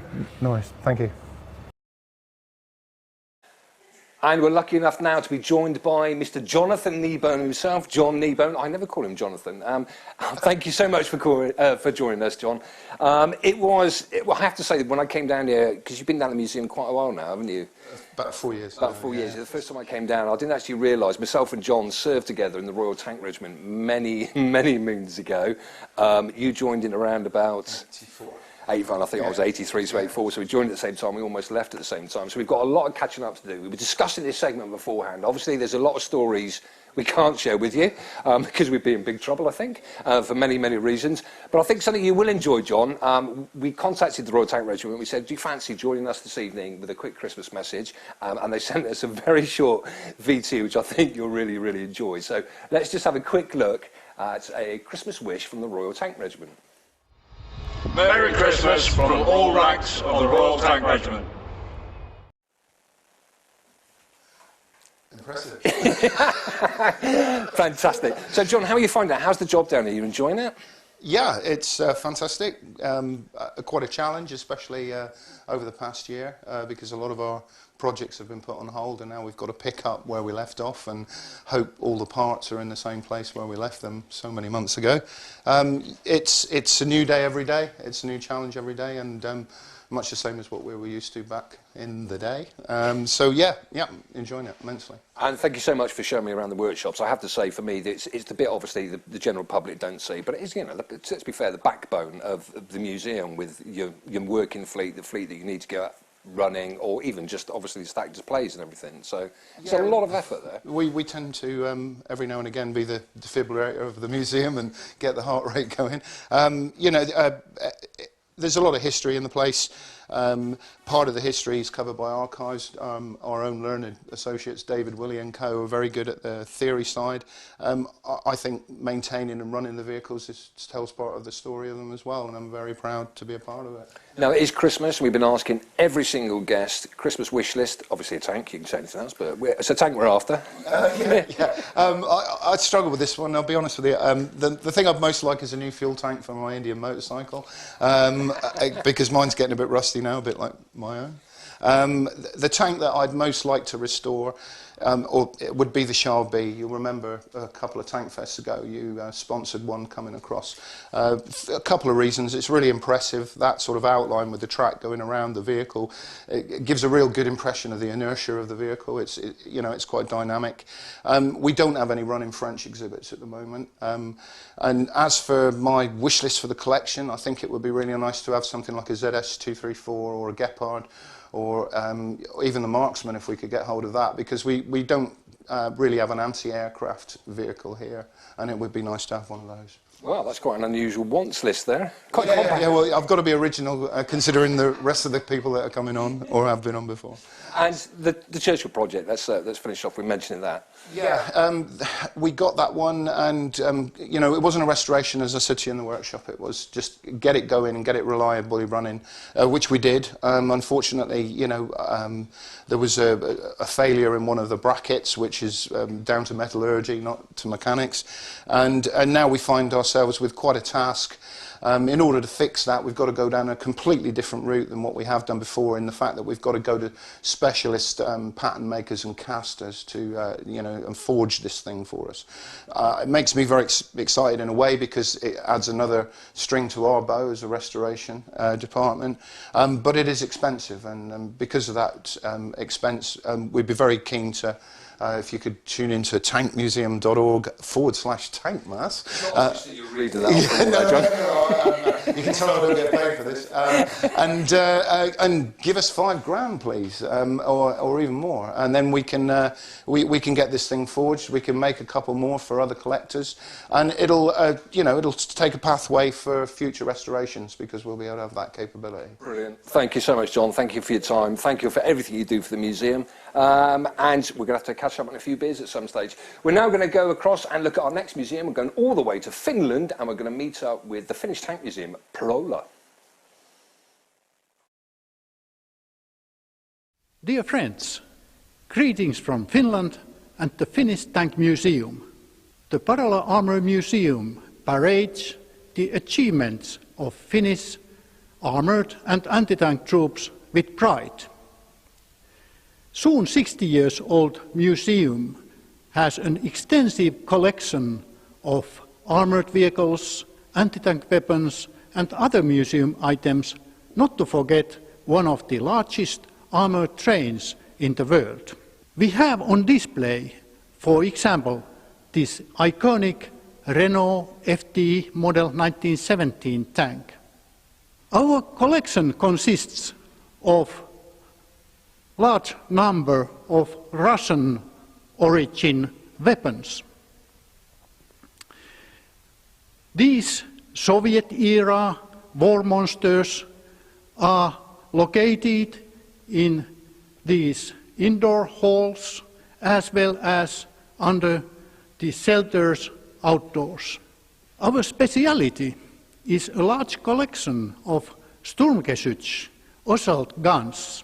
If somebody intends to visit Parola during the summertime, one might be lucky to see some of these old ladies moving around museum's showground.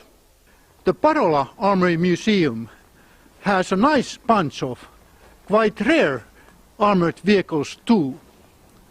One of those might already be familiar for most of you, namely PT-42, a hybrid tank, Russian origin chassis and English 140mm howitzer as a main gun. All put together by Finns during the wartime with the result which really wasn't the best in the world. But at least the tank looks quite sympathetic, doesn't it?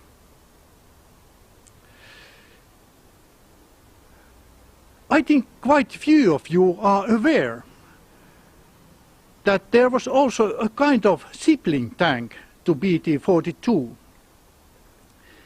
In March 1943, the Armoured Division made a proposal to General Headquarters to modify 20 captured PT tanks into armoured personnel carriers. After some bends, Armoured Center was to design this APC and finally got a permission to build a prototype with a wooden platform on top of BT-7 hull. The fighting compartment was also used as a cargo space and covered with hatches. Quite a gadget, which was delivered to Assault Battalion in October 1943. Obviously, the trials were not very successful as only the prototype was built and finally scrapped in May 1945. BT-43 is the one the Parola Armory Museum has on Santa's wish list.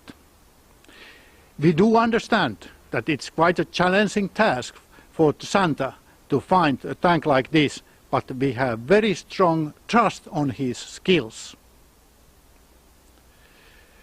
As a matter of fact, this kind of armored sledge could be very useful for Santa when delivering Christmas presents to children in harsh circumstances on Christmas Eve. Well, nevertheless, it would be very nice and we would be very grateful if Santa would deliver us a photograph of this peculiar tank, since we don't have any so far. Only this drawing here can tell us how it looked like roughly 75 years ago. In the meantime, we wish you all Hyvää joulua! Merry Christmas! Please visit our web pages and social media.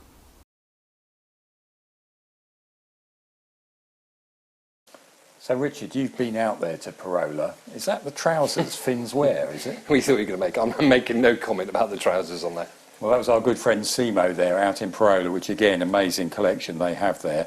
And RT3476, that's on loan from that collection, so that's over here at the moment. So thank you very much to the Finns there. Now, we're going to come on to something. I know some of you in the comments, we've had a chance to have a quick look at some of the comments. A lot of people asking, David Fletcher, is he going to appear? Well, we've got a little interview we're going to put on now for you, which is talking... I asked David Fletcher a few questions about his background, what got him interested in tanks, and if you're particularly interested as well, we're going to show the whole of that as an interview in January on the Tank Museum's YouTube channel. But to start the ball rolling, we've got here a little, I think it's about 7 minutes long, little clip now of asking David Fletcher some questions. Just give us a little bit about your background. Where were you born and what was the family and everything? Born in Pettswood, 1942. That was 1 million years ago at least. My father was in the London Fire Brigade, but in advertising when he wasn't putting out fires. Went to boarding school down in Sandwich in Kent when I was old enough, about 10. And my father was killed in the train crash in London in 1957. And that's why we came down here. And never went to university or anything like that. What did you do next then, when you left school? I worked for an advertising agency in London for a while. Doing what sort of thing? Oh, sort of like an errand boy, really. Like a runner in one of the offices type of thing? Oh, right. Quick synopsis of those early that's jobs. What you need, isn't it? I did that in London. I came down here and we started a shop. Then I joined the Royal Navy, which was the silliest thing I've ever done. And I got myself evicted from that, as it were. I went back to the shop. Then I went to Australia for 5 years. And I was there for 5 years. I loved it. Right. And where did you go and what did you do? I was in Melbourne for a while, driving trams, just to show how ridiculous a job can be. And do you like the Australian lifestyle? Oh, I did very much, yes. That suited me well. It was only the lack of history that made me come back, really. When I came back, as soon as I got any sort of transport, I used to go off looking at hill forts and things like that. Did you do it with other people? Did you join a club or society? Not me, I've done things on my own and I prefer it that way. I've always been sort of interested in things from the past. In a way, it's more the transport of the past, but also ancient history interests me as well. And that was what got me wanting to see the places I'd read about. What's your first connection that you can remember to Bovington and tanks?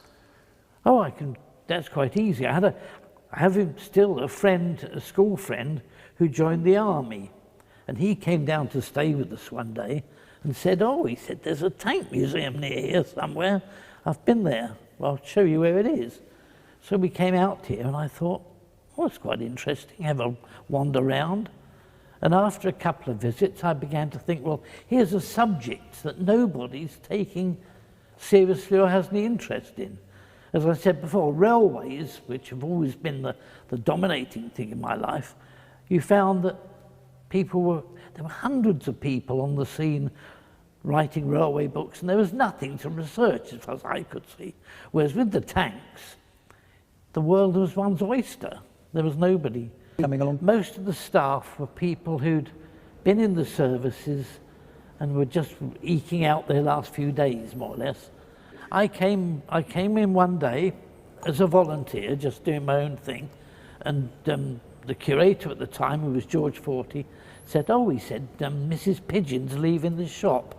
She was the secretary and the shop manageress, and she'd decided to retire, and he said, would you like the job? And I said, yeah, would I? So I said, shouldn't I have an interview or do something? Oh, no, he said, no, I've said it now. You've got the job. So I said, it's easy as that, is it? And no sooner had I got the job, more or less running the shop, than Ken Hill, who was effectively the library manager, was taken ill. And I had to do the librarian's job as well, which the two things suited me down to the ground. I used to write little bits and pieces for magazines, mainly for hobby magazines, which were very limited in those days. And it was only after I started working here, and I worked under George Forty, who was himself a qualified author by then, and he was the one who said to me, you ought to start writing books. I thought, God, how terrifying, me writing books. And in no time at all, I'd done 2 or 3. There's some people who can write and some who can't. And I've never had a problem. I've never had a lesson in me life, as they say. You were doing these tank chats here at the museum, and there you are on YouTube. Now, you've become a little bit of a cult figure. Do you get any sort of thrill from that idea? You are sharing your knowledge, but in a different way now, not just the writing, but it's in a different area. I never think of it in that way. The strange thing is, and I've said this before, that if you're interviewed by a child, and they seem to be, they're all children to me, but they're probably in their late teens, maybe early 20s. But if you're interviewed by them, you begin to wonder what they see so fascinating in an old man. And it's that really, it's very strange. But to suddenly find that at this age. I tell you what really amazed me, and that is actually being stopped in the woods. I go for a walk in the woods every morning, and I get stopped by people who say, haven't you seen you on the computer? And I say, oh, no, can't be me, it must be somebody else.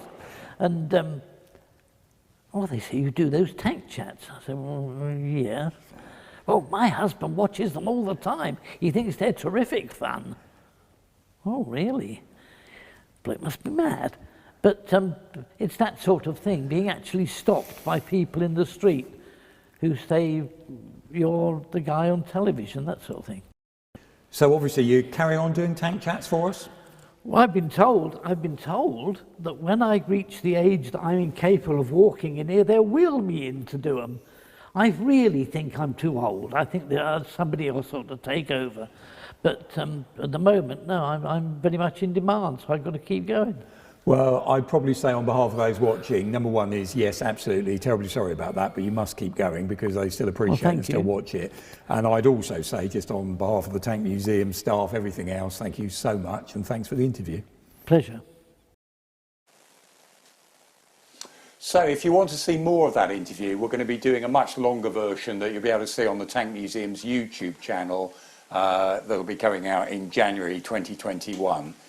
So I think it's about time for another competition. Another competition, absolutely. And for this particular competition, so the first prize is the fantastic Panzer IIJ premium tank in-game. And the other prize is one of these, David. And we were actually discussing this later on. This is a Tiger 1 Henglong model, 1/16 scale. These are absolutely fantastic. They're a lot of fun. So we've already decided, myself and David, that of course if you don't want to enter this particular competition, the choice is entirely yours. Well, actually, we can do that in a slightly different way. So here's the competition. And if you didn't hear it, sorry, tough. But that's another way we could do it anyway. But no, we won't cheat. We'll try and be nice with you. So the big one for this evening then, for that particular one is a fairly simple question for some of you. How many crew members served on a Panzer IV? So how many crew members served on a Panzer IV? That's going to be that competition. So get that one in, and you know where you enter it. And just a reminder how you enter it again, of course, put it into the chat, whether it's World of Tanks or whether it's the Tank Museum, get it in chat there. You've got the time it takes for us to get across to answer. Good luck. So we're going to go and have yet another walk around. This time we're going to head towards our Panzer IV. So follow us this way and hopefully we'll get there safely. So here we go again, walking backwards, heading this out this direction. Now, one of that question was about tank crews, and I know obviously you've been a tank crew in your service life. One of the things we've talked about on a number of occasions, say it time and time again, all these tanks here are literally only as good, or they only be made as good as the crew that's in it. What do you think about, you know, you met Jonathan there. Did you actually serve in the same vehicle at one point? We were never in the same vehicle. We were in the same troop at one particular point. So yeah, it was like, you know, it's one of those things in the army because you tend to lose track of people when you leave, and then you come round to these sort of places, particularly down at Bombington. You're always bumping into people you know. And that business about, because I always remember interviewing a veteran one time, and in fact we got the quote up on the wall where he said there's not an awful lot of things I can remember these days. He was a Second World War veteran, he says, but I can still remember the names of my own tank crew. And that idea, because you're such a close-knit bunch once you're in a vehicle, aren't you? I mean, probably like any other part of the army I'm sort of thinking about, to be honest, because you know, you're in that crew, however many your particular crew, you know, obviously for us in the British Army, it was the 4 tank crew all the time. But you get to know everybody so well. You're sometimes sleeping in the turret together, or you're certainly on the back deck sleeping. You're eating together, you're working together, you know, you're fighting, you may go in conflict together. So although you work as troops, and although obviously troops work, you know, as the squadrons, and the squadrons as the battle group and all the rest of it, the big picture, when it comes down to it, you feel quite almost isolated when you're inside the turret there with the rest of the crew. And of course, you know, a lot of people talk about, there's an awful lot of boredom in any part of the armed forces. You know, it's probably 2 seconds of complete chaos and panic, filled by the rest of it is just, you know, what's happening now? Nothing. It's all hurry up and wait. So, yeah, it's an odd thing. And I always think, and I have to say, although I'm not a big fan of comparing anything to movies, when that feel you got from Fury, the movie, about the crew working together, I thought that was actually a really good part of the movie. You sort of got that feel that they did do. They were a crew and they were working together. And they did that purposely because they actually got together well before the filming to actually get on with each other, to understand each other and that. But that idea, you've been into combat in a tank, that idea that it's also, you're relying, because if there's a weak link in that crew, you're done for. Yeah, absolutely. And of course you've got, I mean, the loose setup is the commander is the experienced guy. Of course it is. The commander is the one who's done all the other trades. So the trades, loosely, quickly speaking, you know, the gunner, the driver, he is the man that knows about everything, and also done a commander's course. So he's got the tactical situational awareness and that sort of thing as well.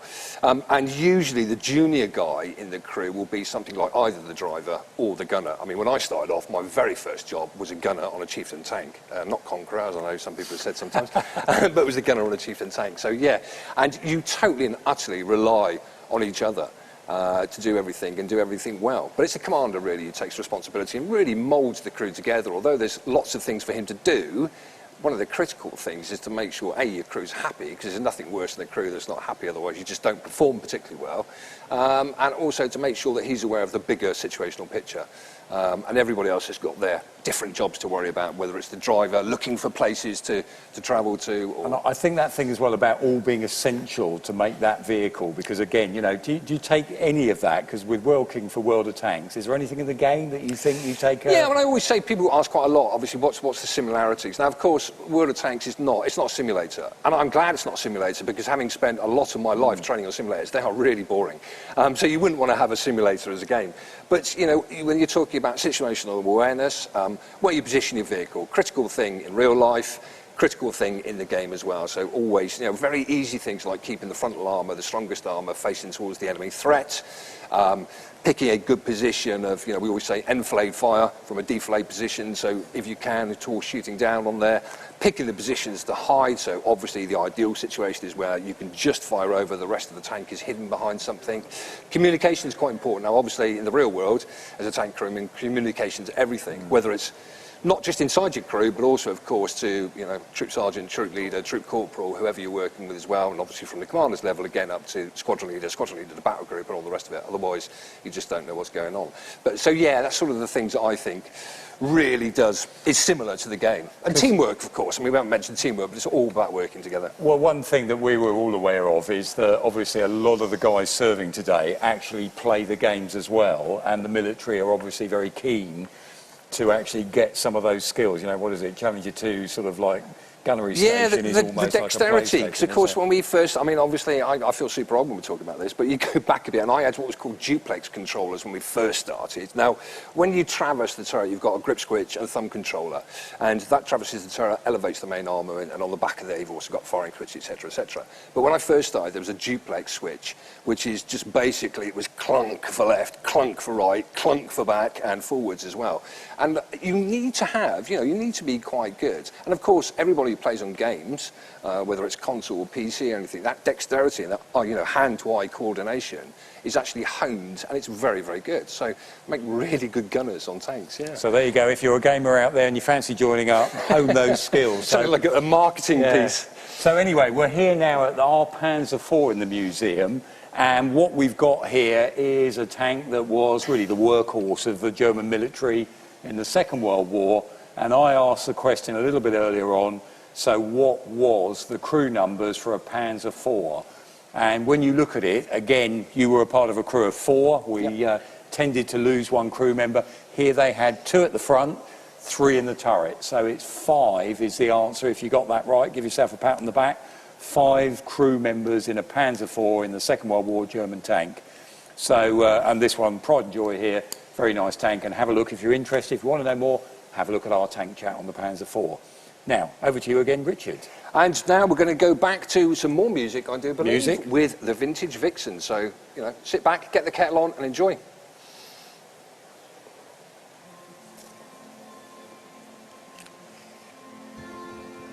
I don't want a lot for Christmas. There is just one thing I need. I don't care about the presents underneath the Christmas tree. I just want you for my own, more than you could ever know. Make my wish come true. All I want for Christmas is you.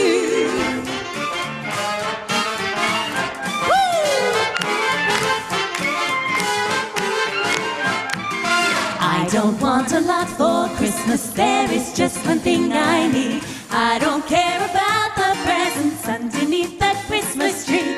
I don't need to hang my stocking there upon the fireplace. Santa Claus will make me happy with a toy on Christmas Day.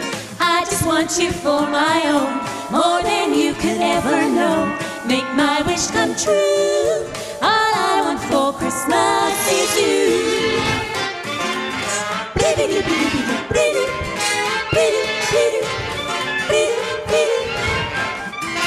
I won't ask for much this Christmas. I won't even ask for snow.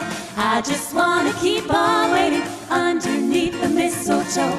I won't make a list and send it to the North Pole for St. Nick. I won't even stay awake to hear those magic reindeer click. Cause I just want you here tonight, holding on to me so tight. What more can I do? All I want for Christmas is you.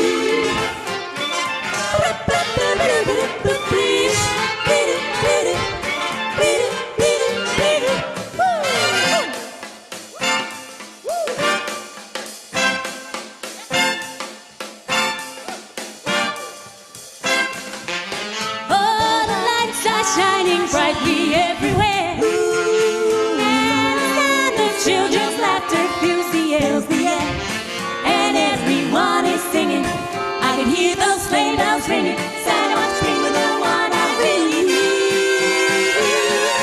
I don't want a lot for Christmas, this is all I'm asking for. Cause I just want to see my baby standing sitting right outside my door. I just want you for my own, more than you can ever know. Make my wish come true. All I want for Christmas is you. Pretty, pretty, pretty, pretty, pretty, pretty, pretty, pretty. I'm dreaming of a white Christmas with you.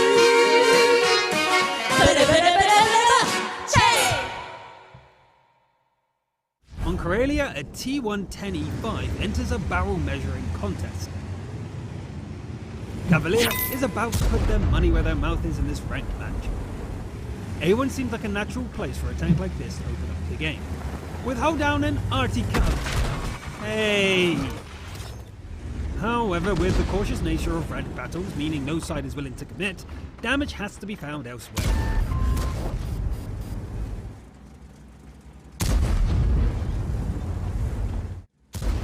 But not quite there.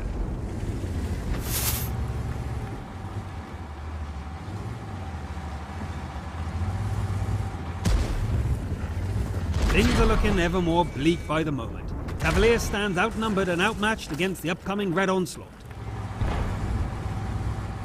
These enemies just keep on coming. The E-Honda makes the move, as does the Progetto.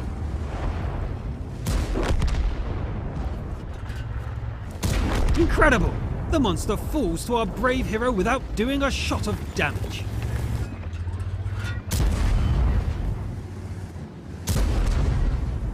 But with reinforcements arriving and the supply of heat running dry, it's going to take more than just bravery to pull this off.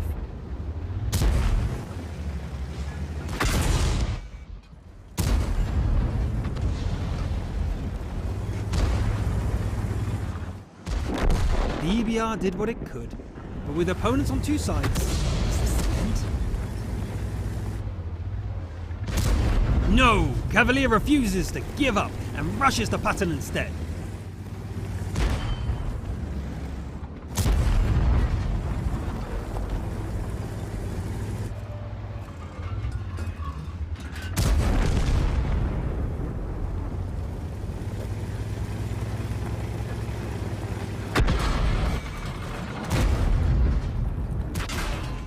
No way!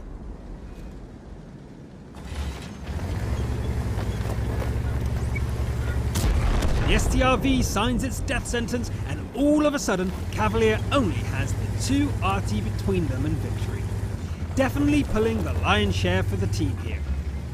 But Sixth Sense quickly reminds our hero that it's not truly over until the fat lady sings, or in this case, the RT dies. Instead of a foolish charge, a more subtle approach is needed.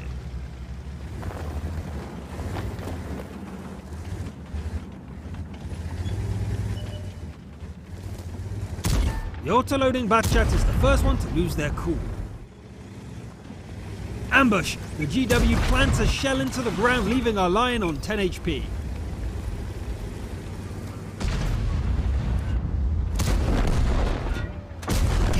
Cavalier does not miss and seals this ranked match with barely 2 shells remaining.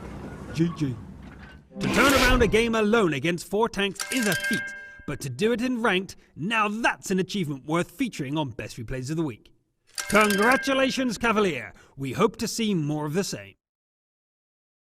So we are here again, actually, and if you missed it, there was us talking pearls of wisdom, but the answer to the question, if we were cut off there, terribly sorry, it was 5. A Panzer crew has 5 crew members in. So that was the answer to the previous competition bit. So sorry if you missed that, and I gather that you had some entertaining little sort of walkthroughs as we weren't there. Anyway, on to, there was a bit of technical difficulties, I think the term is, on to our next little film, which we've got from our friends at the War Heritage Institute out in Belgium. And Danny is going to be showing us his little footage there. Danny did a work placement here, and even though it's got better, his haircut is still pretty awful. So apologies for that, but over to the War Heritage Institute in Belgium. Hi, welcome to Brussels. We are here in the former Royal Army Museum, which is now the War Heritage Institute. This museum is located right in the center of Brussels in a beautiful park. The War Heritage Institute is Belgium's national organization for war history, heritage and remembrance. We house an enormous collection of over 130,000 pieces, all related to Belgium's eventful military history. We display a diverse collection of pieces such as medieval arms and armor, uniforms, weaponry, airplanes, and last but not least, tanks. This collection is spread out over several locations all across Belgium, including the famous Bastogne Barracks, where we keep our vehicles of the Second World War. In this video, we would like to give you a small sample of what we have to offer. Today, we'd like to find the perfect tank decoration to put on the Christmas tree. Let's see if we can find something in the museum.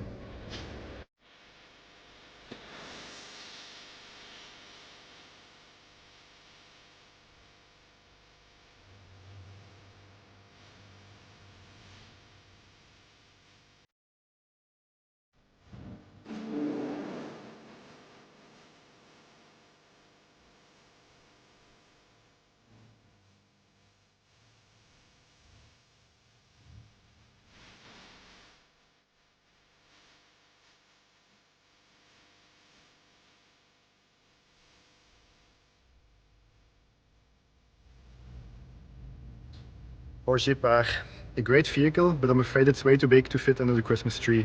Let's keep on looking.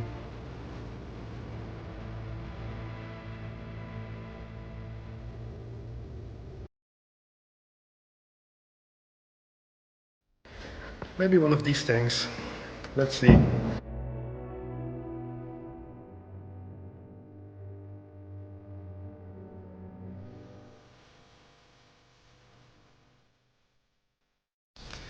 I think they're a bit too old.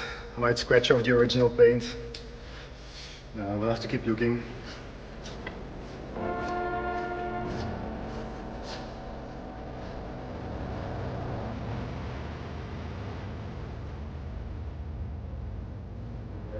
Also a very nice looking piece, but I feel like there's just something missing.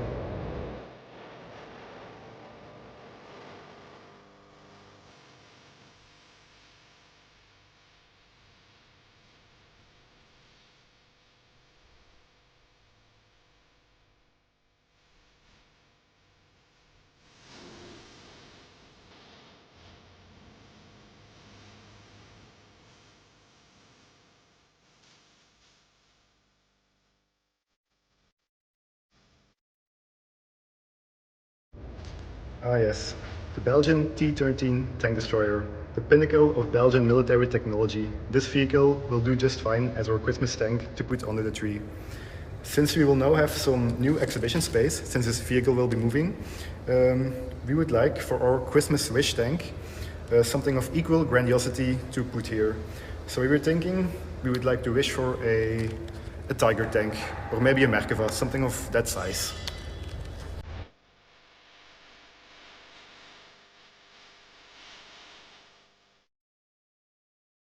We'd like to thank our colleagues in Wellington for the invitation to be your guest here today. If you want to keep in touch with our museum, please visit our website or follow us on Facebook, Instagram, Twitter or YouTube. We wish you all a Merry Christmas and a happy and healthy New Year. Goodbye.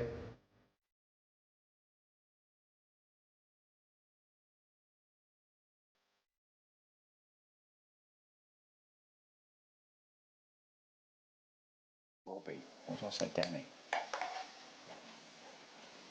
So that was Robbie, and I do apologise, I called him Danny, I think. We've got all our notes in the wrong order, so Robbie's apologies, but sorry about the haircut as well. Anyway, so there's another wonderful museum you can go and have a look at, and you can see the quality of the stuff they have there, especially at Bastogne where their tanks are. Fantastic collection. Now, another bit that Richard saw earlier in the week, another bit of the collection behind the scenes was our small arms. So we've got a nice little bit now with Stuart showing some of the small arms, the guns, secondary armament, the other weapons that tanks carried. So here's a bit more footage from behind the scenes at the Tank Museum. So Stuart, back with you, and I believe you're going to give us a bit of an insight into some of the small arms you've got down here. Yes, Richard. We've got a lot of the secondary weapons here that would go actually into the tanks and to basically complement their main armament. This is one actually we purchased last year. This is a DT machine gun. This would go in your tanks like the T-34. You can see the difference between this and the DP really is the size of the magazine panel on top, the pan on the top, and also the armoured barrel that you get with the DT. Obviously, once you put machine guns into tanks, they need to be able to survive the sort of weapons that are coming against them and small arms fire that are attacking them. So having an armoured barrel makes a big difference on it and increases the longevity, the life. I was going to say, you mentioned you bought this one, Stuart. I was going to ask, so the rest of this collection, where do you actually get them from? Where do you find them? So a lot of these are what we would call war booty. Yep. They've come back from various different wars. Some of the MG08s we have here, these are collected as trophies. Some are collected as examples, so you can actually see. So we'll have things like MG34s, MG42s. The idea is that you get them back onto the tanks. That's what I'd rather have these weapons actually appearing on the actual tanks themselves. So when you go around looking at the tanks, Richard, you actually see them on the actual tanks doing the job that they're supposed to do. But we have things here like the Beezer. This will be going actually into the British tanks of the World War II period. And so they're here, and you've got other weapon systems, as you can see. So we've got the MG34s, we've got the Hotchkiss gun here. You've seen those in the First World War on the Mark IV tanks. And we've even got things like the 66mm Laws weapon. That if you've seen anyone at one of the Dirty Harry movies, he actually fires at over in San Francisco. So this sort of shows the sort of level of weapon systems that we've got. And a lot of these have been inherited. They've come through, they've been there as technical items to actually inform and instruct various people as well. Some of them will get sectioned, but some of them are just that sort of that whole collector's thing about having the items in the collection. And the key thing for us here is, unfortunately, is that we have to have them deactivated so they're not able to fire anymore. Sure. That's an amazing collection you got there. I'll show you a couple of examples that I've got for you to handle as well on the small arms side of things, and these are more for crew weapons. So the weapon I have here is the Enfield. This is basically the Mark II #1 Star.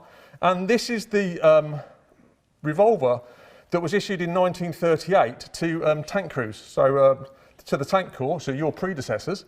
And basically, what happened was they had the Webley in the First World War, and this was effectively a copy that they made in World War II to try and reduce basically the pressure you needed to fire off of that trigger. But the other thing they did was they changed basically this part here, the comb, which actually had a trigger for your thumb, and basically pulling that back, what they found was when that was actually on your person, it was catching on the tank.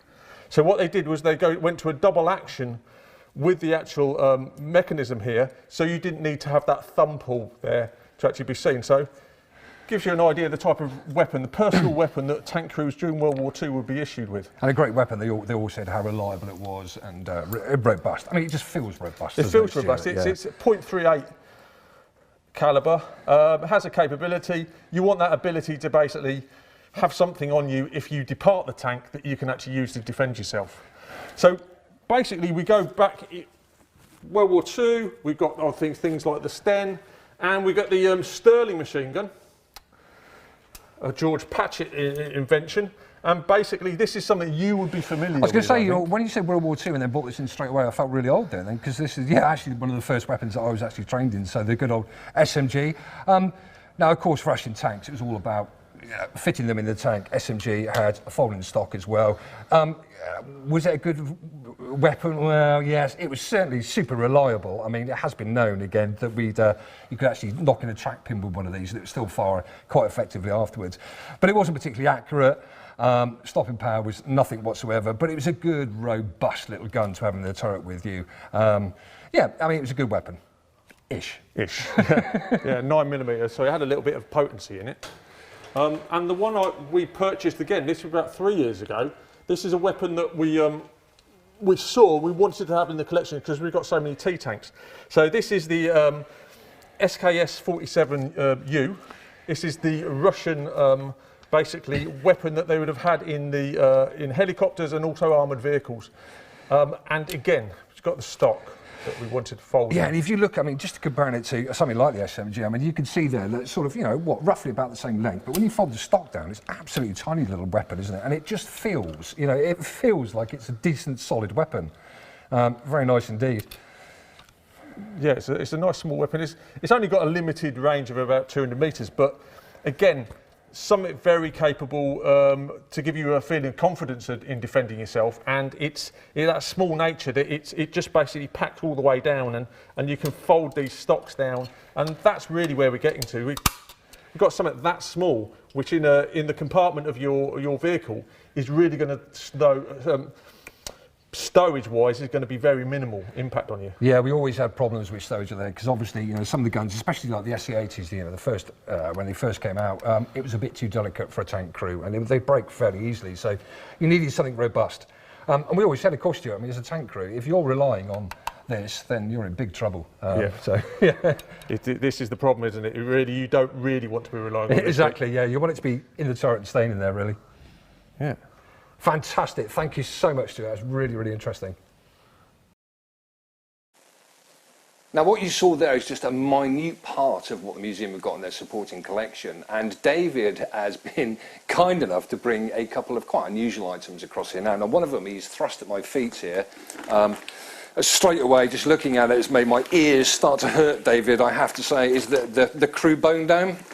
Yeah, one of the interesting things, because obviously we collect stuff here that shows a history of, you know, you wore that, or did you ever wear it? Because they were popular, weren't they? We were issued these, and they were, it was an absolutely awful design, it really was. I mean, I'm not sure what you can see on there, but even to put it on was quite awkward, because you have to pull the earmuffs inside there to get it on. So, to be perfectly frank, the only people on tank crew that ever wore it most of the time, not even all the time, was the crew commander, of course, because he may have his head outside the turret so people could see him in there.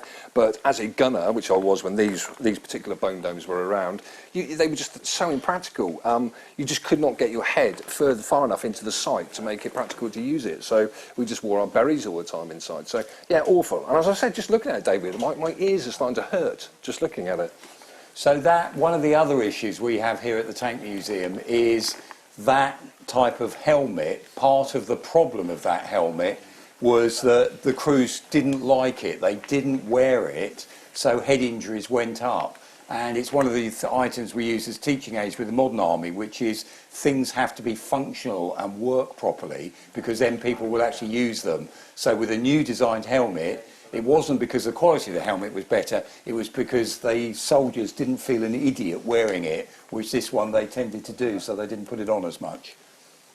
Now, one of the other items we've picked up as well, which is, I've just brought across here, every time the Army puts a new piece of kit into service, they actually, with certain items, they put an item that they stamp as the pattern. It's the example, as it were, that they can go back and refer to if they has to. And there's a couple of lovely ones here. This is the Army's pattern till it came out of service some years ago. I think the earliest date I can find it is early in the 1950s. But that wonderful little ring there is actually a washer. And all these labels and this beautiful wax seal is because that is the Army's pattern washer for that size. So that's one of those weird and wonderful items that we managed to get when the pattern room was having a clear out. And another one of those items, because for the military, here's a mouse trap, or it could even be a rat trap, it's quite sizable, but that was the Army's pattern rat trap. And I think the original date of this one goes back to almost just after the First World War. So another one of those weird and wonderful things, but things that we've collected because they reflect that bigger picture of the Army overall. Anyway, just a couple of lovely objects there. Now, what have we got going on for next then? So we're now going to go across to another museum, and I believe you're a big fan of this particular museum. I do. Now, we're trying to work out how we can get out there. This is Franz, who's at the Military History Institute. I can't even say in Austrian the full title of it, but here's a man who knows how to dress as well, so I'm really pleased at how he's turned up. And this is the Military History Institute out in Vienna.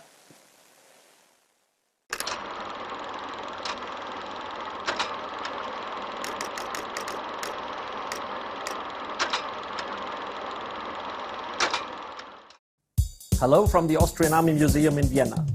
We are one of the oldest military museums in the world, and the museum was built in the 1850s. It opened in 1872, and the building is in neoclassic Greek-inspired style and contains collections from the 1600s until today. The first exhibition was made of the weapons and trophy collections of the emperors of the Austro-Hungarian Empire. From the 30 Years' War to the Napoleonic Wars, the history of the Austrian soldier is told. One of the most interesting objects in a museum is, of course, of European importance, the car and the uniform of Archduke Franz Ferdinand, who was assassinated in Sarajevo in 1914. The exhibition about World War I tells stories of mountain warfare and the horrors of the trench war against Russia. The museum contains also a collection of the Austrian Navy until 1918. The Austrian Army of the Republic from 1919 to 1938 is presented together with the exhibition about World War II from 1939 to 1945. The today's Austrian Army was created in 1955, and the exhibition about the new army goes until 1991. The recently opened tank hall presents 36 running armored fighting vehicles, starting with the idea of Lieutenant Burstein's motorized gun in 1912 to the main battle tank Leopard 2 A4 of the modern Austrian army. Hello from Vienna. It's Christmas time in 2020, a quite difficult year for us all. So what are the wishes for Christmas this year from the curator of a tank collection? First of all, visitors again. People in our museums, because we were closed for a long time. And some tanks, of course. It's a tank collection. First of all, our collection misses an Italian vehicle, a CV-33, which was the first tank the Austrian Republic procured in 1936. A very special tank and a very special one for Austria. The second wish for Christmas will be a Mark tank. Of course, best Mark IV, because in Austria, in Vienna, we had one on display in 1917. It was captured on the Western Front by the Germans and lent to the Austrians for evaluation trials. It was on display in Vienna for several months and then handed back to the Germans. But the most important wishes for our collections are the last two. One is an engine for our T-34. The Austrian army had from 1956 to 1964 23 Russian T-34 vehicles, but none of them is now running. All the engines were sold in the 1960s, and we are restoring now for a long time one of these tanks, but we have troubles with the engine. So we're looking for an engine for a long time to bring our T-34 back into running condition. And the last wish for us, a set of tracks for an M36 Jackson. This vehicle went into a lake in 1945, in September 1945, in Western Austria, and was recovered in the 1980s, but the tracks were missing from that time. So the vehicle will be a non-runner, but a very, very important vehicle for our museum on display. But without tracks, it's not easy to handle and not easy to display the vehicle. So these are our wishes for Christmas 2020. At least I'd like to thank you for your attendance. Thank you, Bovington, for giving us the chance to participate in this video. So Merry Christmas and see you soon in Vienna.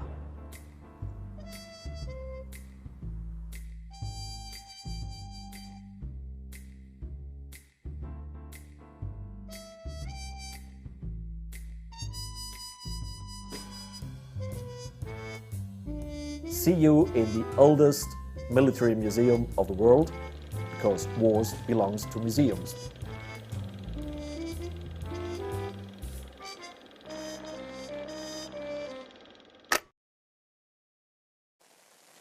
Well, there's as a fashion icon for you. That's and that was our Grizzly tank on loan to Vienna from the Tank Museum. But what a beautiful museum. It is, and so we definitely need a trip there, hint, whatever the reason is, but we need to go there for some reason, don't we? Absolutely, absolutely.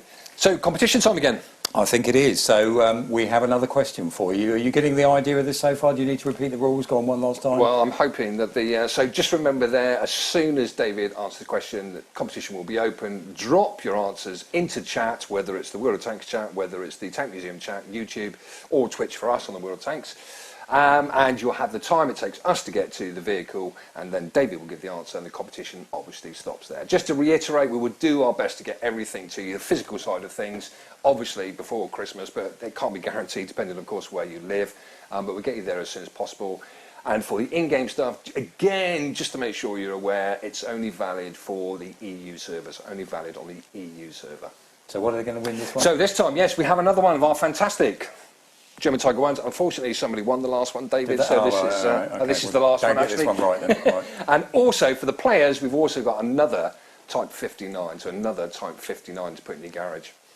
So the question is, for this time, who is recognised, who is known as the key designer of the T-34 tank? So who is the designer of the T-34 tank? So that's the question for this time, and you won't have too long to answer it because we're going to go for a walk in a second. We're just going to go and have a look at our T-34. So get going on that one. Shall we go for Let's go. Right, we're heading out again. So here we go again on yet another wander through the museum. I'll slow down again so we don't go and bump into something or do something we shouldn't do. So we're heading in a slightly different direction this way. We're going to be heading, as we go through here, we try and take people through when you're doing this new World War II display. Bit of a chronological way of going all around it. But what we've picked on to redo our Second World War Hall, we tell the British armoured soldiers' story, some of the Commonwealth, but obviously those of you, if you're interested in the subject, you play the games, you do everything else, you'll realise one of the key elements of tank warfare in World War II, the vast majority of tank fighting actually went on the Eastern Front. And we, again, for our new displays, we had to reflect that somewhere, even though we're really majoring on the British tank soldier story in World War II. So we are going to be putting a T-34 85, which of course the British soldiers and American soldiers actually ended up meeting up with when they got to the Elbe. But it's there to really represent that other massive side of the World War II tank story, the Eastern Front. So you've ever driven a Russian tank? I have actually driven the T-34 if you wander across to it, and twice now I've driven the T-34, and I have to say, it's not an easy vehicle to drive by any stretch of the imagination. The gearbox on the T-34 is notorious anyway, and you have to be physically strong, and it's physically hard work to drive this machine. I've seen our driver, he's actually put his foot up against the glacis plate, you know, as they're actually doing this sort of thing. But when you look at a T-34 85, one of the things you're looking at here, I always like making that point that when it's actually originally designed, just before the Second World War, its build quality is actually really good. It's only because the Russians, in the summer of 1941, they have to move their factories out the way of the advancing German army. And when they do that, they have issues with spare part, time, all sorts of quality issues that they have to try and work around, and they start realizing that for a tank, some of the processes, some of the fixtures, some of the things that were on that tank aren't necessary if it's about to go into combat for a relatively short period of time. So they started dispensing with things. Why bother finishing it to the nth degree when a crude finish is good enough, you know, if it actually works? And this tank is actually made after World War II, but it still looks very crude with these cast lines on it, things on there that you can't help but feel a Western tank manufacturer would smooth off all those surfaces. Certainly Germans would never let that leave the factory that way.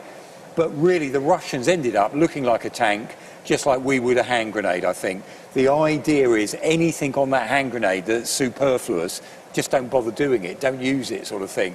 And that idea of the simplicity, mass production,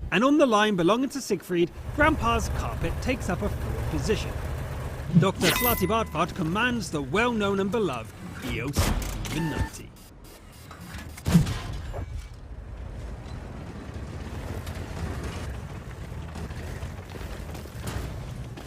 And with a tank such as this, the field is a no-brainer. The superior view range reveals all the wannabe snipers, whilst the tiny profile keeps our hero hidden from watchful eyes.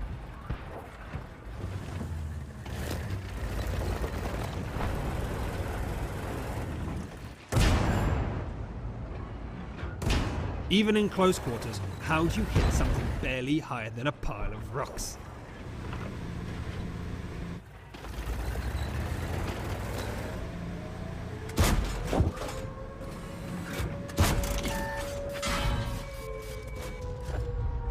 However, with just about half the game gone, Dr. Slati Bartfart suddenly runs out of allies, while facing 5 enemy tanks and cap pressure.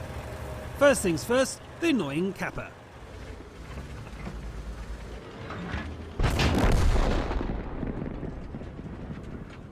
Conveniently, this little maneuver makes all the Reds flock to the scene of the crime, only for our hero to pick them off. Using mobility and stealth, Dr. Slati Bartfart is splitting them up and striking them down one by one. Ingenious.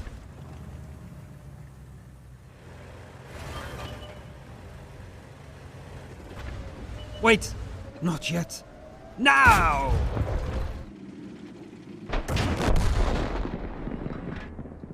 The little EOC is on the move once again. This guerrilla tactic is working beautifully. Aha! With the KV pushing south, it creates a perfect opportunity to ambush the Tiger. 2 shots as an appetizer, before a 3-shot entree. However, the dessert will need to hurry, as the siren signals closing time. Rushing over an open field? How about a no? Softening the prey? Don't mind if I do. But with no time to lose, it's now or never.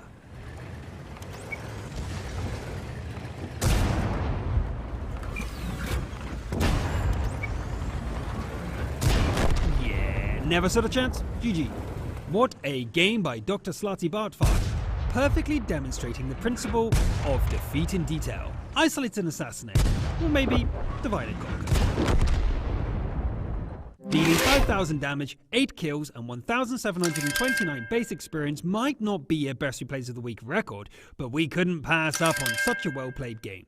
A worthy contender for our Best Replay of the Week. Here we are again. Okay, so what we've got for you now is a really interesting video from the French Tank Museum, which you've been there, I've been there. It's a fantastic place on the Loire Valley. It is beautiful, isn't it? I mean, the area itself is just, it's the home of the French cavalry, I do believe. So, of course, my wife absolutely loves it, horses and everything like that. But it is a stunning museum. I mean, their collection is vast. Yeah, it is an amazingly big collection, stunning collection there. And we've got now a new face for us actually here, which is to introduce the collection to you, who is their new curator. So, over to the French Tank Museum in Saumur.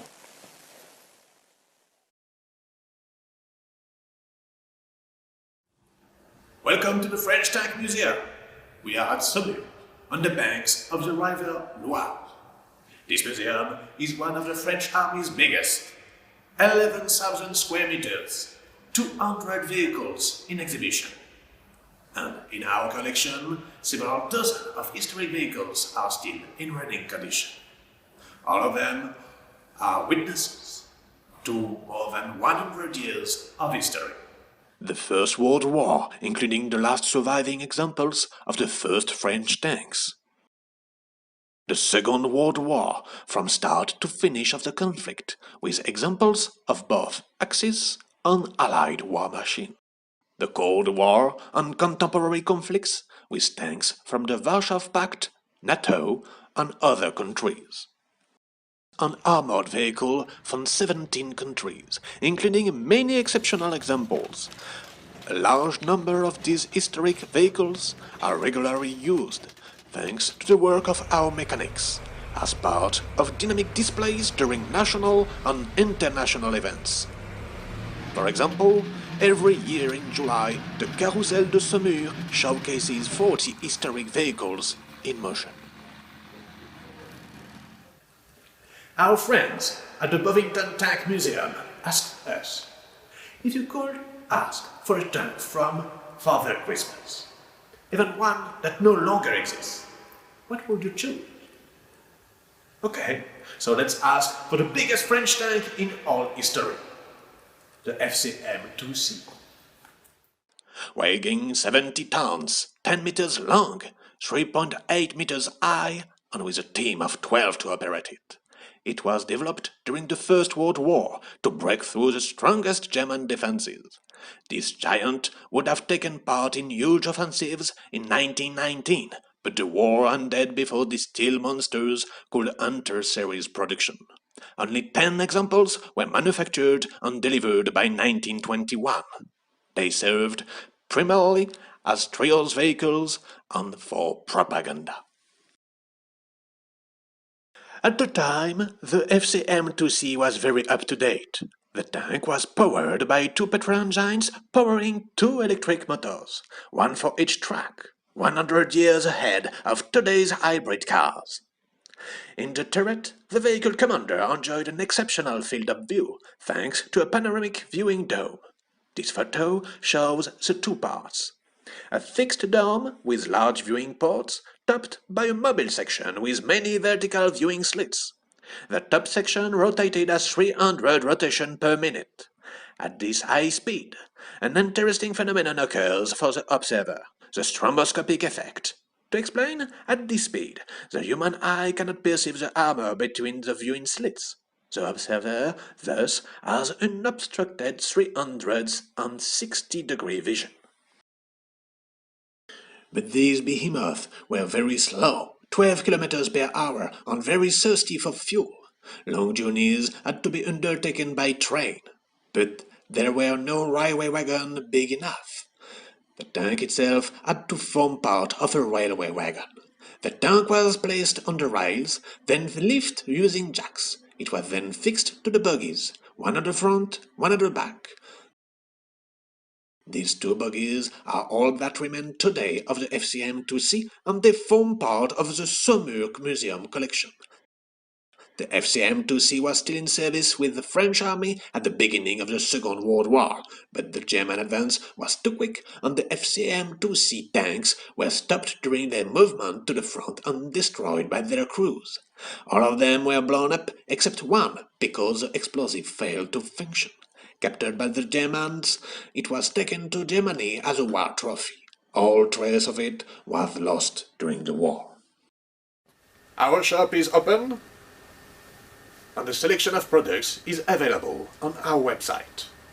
For more information, please contact us. You can follow us on Instagram, Facebook, and on our website. We hope to see you soon, and until then, we wish you a Merry Christmas. So that was Saumur, and boy, what a choice to have a Char 2C, 18-man crew. You know, what a vehicle to.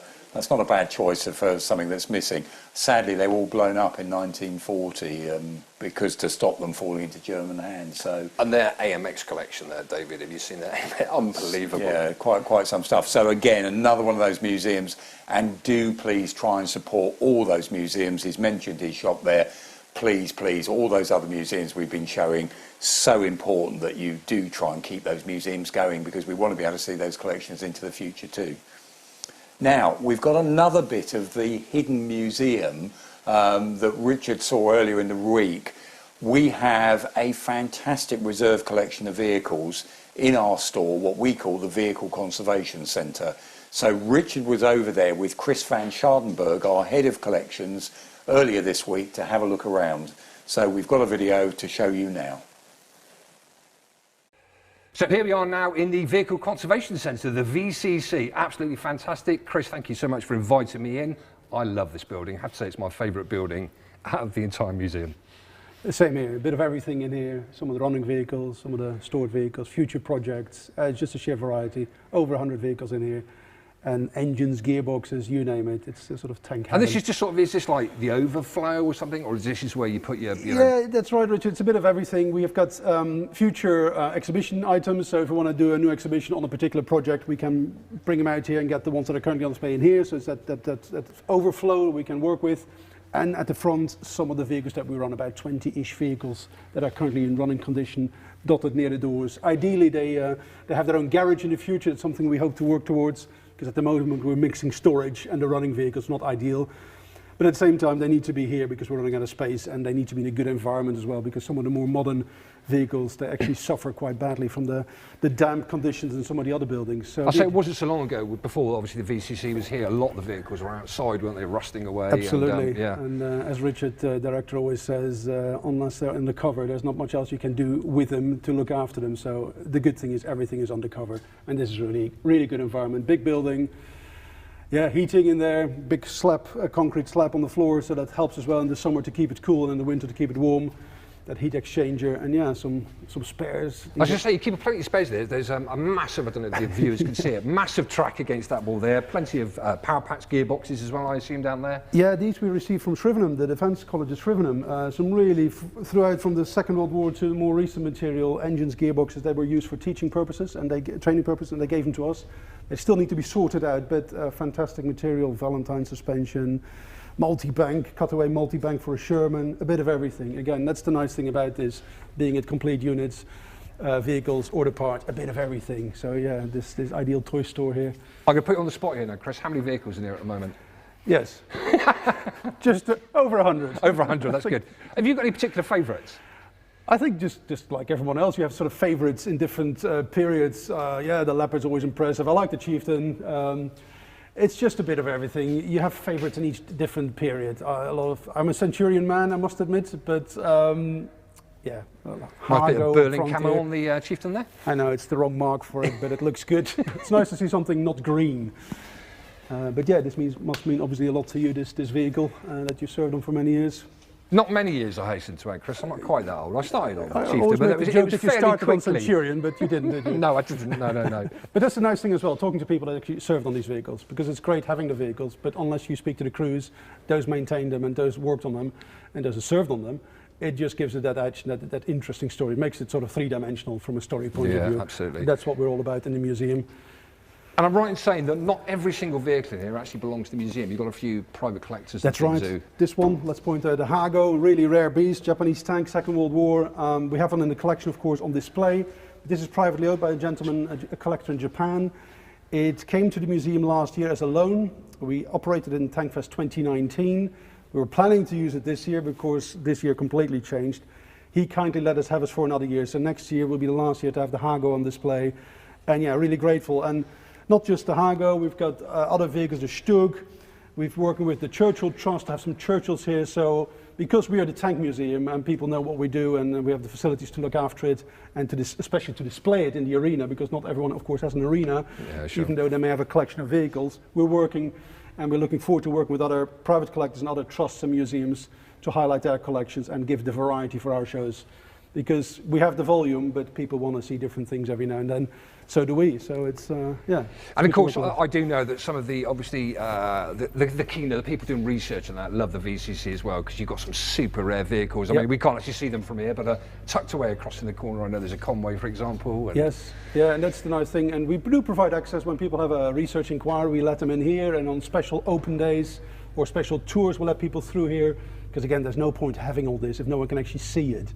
And it forces us well to look after it, that it's clean, when it's safe to go through. But it's always quite a pleasure to see people going through here and appreciate for what they are. And as you said, some people are very interested in a particular vehicle or a family of vehicles, while others just love the sheer variety and the volume and the smells of it. When they come in, you see people normally go, wow. And the smell, for those that serve on tanks, they go directly, this smells like tank. It does remind me of the tank park. Now, Chris, a question for me. I mean, there's some of the stuff tucked away further back here. How on earth, if you ever want to get to it, do you have to drag everything else out? I assume you do.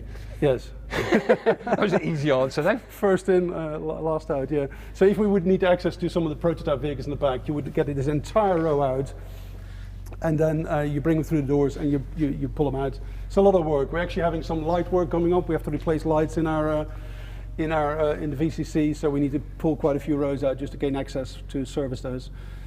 Yeah. Brilliant. Thank you so much, Chris. It is the best place. People can visit it, they can come in here as well, can't they, during the day? And, yeah, the balcony is open normally on normal days, and then on special events like Tiger Day and Tankfest, we open the floor up for people to wander around. And we do also provide specialist tours for groups. Awesome. Super. Thank you so much, Chris. Thank you. And we're joined by Chris now. So Chris, Head of Collections. How are you, Chris? Firstly, thank you so much for showing me around the Vehicle Conservation Centre. It was fantastic. Always interesting down there. So it was really kind to take your time out to do it. Yeah, pleasure. It's good to see you again, Richard. So, Head of Collections, what does the job involve, Chris? I look after the exhibitions team, the archive team, and the workshop, and work closely with them just every day, which is quite enjoyable. What's the most enjoyable part of your job, do you think? It's a sheer variety. It's a little bit of everything. I think it was featured earlier on, the exhibitions work we're just doing for phase 2, which is really happening at the moment. And we're looking forward to that, starting the build work early January. So seeing later on the satisfaction of the visitors, what it's like, the new exhibition that we worked on for many months. With the archive, you just saw Stuart showing some of the gems we have in our stores, and it's always looking what's coming in and looking after that and using that for the exhibitions. I looked with Stuart earlier at some plans that were donated to us. There's always something exciting coming in, something unique. And with the workshop, I guess most visitors would have seen more of it because of the Tank Workshop Diaries. The project, working with the guys, with Matt, Hips, the workshop manager, and Jonathan, the project manager, on all the different projects we have on the go, preparing them for events. So there's always something going on. Today was a combination of meeting the army for Tankfest next year, selecting some items for a display case for phase 2 of the exhibition, and installing a dehumidifier with Stuart in the archive. So never a dull moment. So I'd imagine, obviously, the big event of the year for the Tank Museum is Tankfest, of course. Now, I'd imagine your job becomes absolutely crazy at that particular time of year. I think for all of us it becomes a bit crazy. It's one of those things you look forward to, but you're also pleased when it's safely over. You can sort of tick everything off at the end of the day, that both all the tanks are good and most importantly everyone survived, really. So, but yeah, it's for the entire museum, from the media team to the events team. Everyone involved has an input in that, and it's fantastic to work together on it. How hard is it? Because obviously for me, one of the really important factors, and it's sort of as Tankfest has progressed through the years, it's sort of that, you know, you sort of almost cut your own throat where you try to obviously make the next event bigger and better than the last one, but not just in terms of the sheer scale, but it's also, I think for me, the guest vehicles you get. Which makes it unusual, makes it not like the previous Tankfest. So I'd imagine that part of it for you must be an absolute nightmare, trying to sort of like figure out with everybody else in the team what it is we'd really like to see at Tankfest for the year. That's always the question we have. We discussed it in the group. Is it more? You cannot just more and more and more. It's the variety, and that's why we're starting to work more and more with some of our guests and supporters that you have seen throughout this Christmas special. They've all been very kind to us, loaning vehicles, but it's not just the other museums, private collectors, and other museums within the UK, but also for us occasionally drag something new out that we haven't run for a while, or recent project that the guys have worked on, like last year the Churchill. So it's ended before that, the long-term project, the Matilda 2. So it's working with our collection here, with the team, to decide what do we want, especially for next year, a really new setup, which is exciting, and new challenges, but also exciting. And yeah, we can't do this without our partners, and it's exciting. It's good for us because you see new vehicles that we don't have necessarily in running condition. So we've asked everybody else, Chris, you will be, no exception, Tank for Christmas. I think there's so many vehicles have been listed, the Abrams, the Merkava. I would like to have a Vickers export from the 60s, 70s. It really belongs in our collection. They're out there, and I think we should send David on a mission to get them. Ideally, some sort of an area, maybe a civil war going on, we can send David in there, sort something out, and get us a tank. So I think it's very apt. We've actually got coming up, now for those of you who aren't aware, Chris, you may give away maybe in the name is Dutch, so it may be a good idea perhaps, Chris, if you could introduce the next museum for us. Yeah, the next museum is our partner in Alfred Starman at the National Military Museum in the Netherlands. They've been good partners of ours. And over to Len.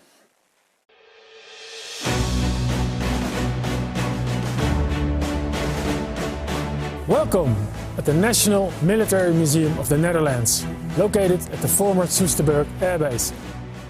You might know us from our last appearance when we showed you our arsenal with a wide variety of tanks and vehicles.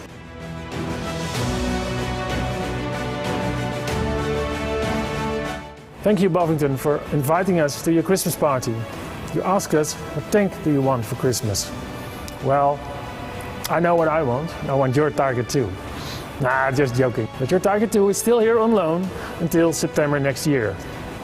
Actually, we got an early Christmas present this year, which we'd like to show you. Follow me outside. This is what the Dutch call IPR 765 Armored Personnel Carrier. For many years it was the standard tracked infantry fighting vehicle for the Dutch Army.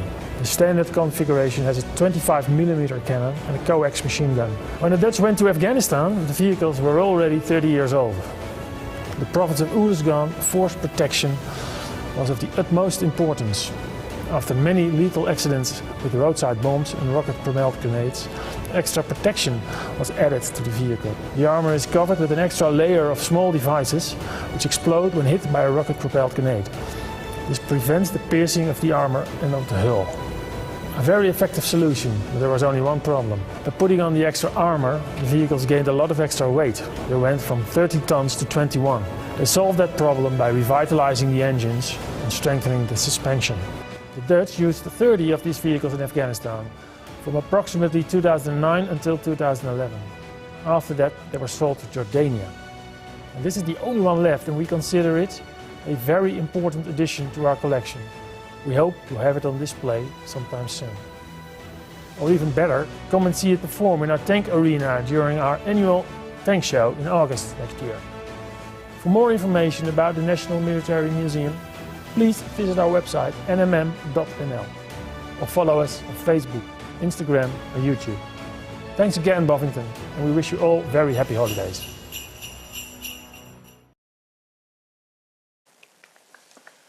And that's another one of those museums at Soesterberg in the Netherlands. If you've not been, really, I would strongly recommend make the effort to go, because it's a stunning modern collection, really great collection in there as well. And people like Alfred, wonderful guy.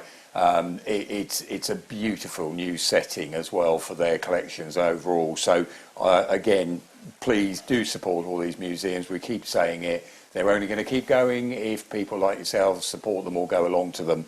Now, it's time we have another one of our competitions, I believe. It is, David, and this competition is a biggie. Oh, it's a big one. Honest, it's a biggie. We've got two really nice prizes here. So the first prize we have, dun dun dun, we had an Asus gaming laptop. Really, really nice laptop there. So again, if you feel the need that you don't want to enter, I'm sure that my son would appreciate a new laptop. So there you go, Asus gaming laptop. And also from the World of Tanks side, we're also giving away all of the World of Tanks Advent calendar tanks. So obviously for this prize, they're not actually finished yet, so they will be credited to your account after Christmas, of course. But so all of the Advent calendar tanks and a fantastic laptop. So for late arrivals, how do you enter the competition? There you go. Final time we're going to do this. So to enter the competition, once David gives you, the clock starts ticking once David gives you the question, and all you need to do is enter the answer into either the World of Tanks YouTube channel, the Tank Museum YouTube channel, or indeed onto the World of Tanks Twitch channel. So the question for you, the last one to win, or two of you will win these wonderful items. The question is, what is the name of that ripply-looking coating that the Germans put on their tanks for a certain period, not the whole war, for a certain period in the war? What is the name of that special coating the Germans put on their tanks that has either a waffle or a ripply effect on it? What's that called? That's going to be the question for you. Now, we are going for yet another wander through the museum, and we're going to end up with one of the vehicles that actually has that coating on the vehicle. So, are we ready to go? Is that another question? Which No. That's just an order, really, sort of thing. Let's head off in this direction again, and we're going to head out there and say hello to our cameramen again, and try and find our way through. And again, I have to be honest, because since we've put all the new display in, even for staff members, you know, like you've always got shortcuts to get to places, I still find myself going around the back of something and finding like, oh, it's not quite where I thought it was going to be. But do you know, David, I have to say that I think that one of the biggest joys about the Tank Museum is the fact that you are constantly changing the displays. And I think that is so important, because every time I come down here, which, to be fair, is quite on a regular basis, there's always something fresh to look at. There's always something which catches my eye. So for us, that part of that idea is the idea of making people want to come back instead of once every 5 years. Why I've got to come back every year to see what's new. And one of the other big issues that we've, again, I've always found fascinating is sometimes people say, wow, that's a great new vehicle. Where did you get that from? I never knew you had that sort of thing, or is it brand new to the collection?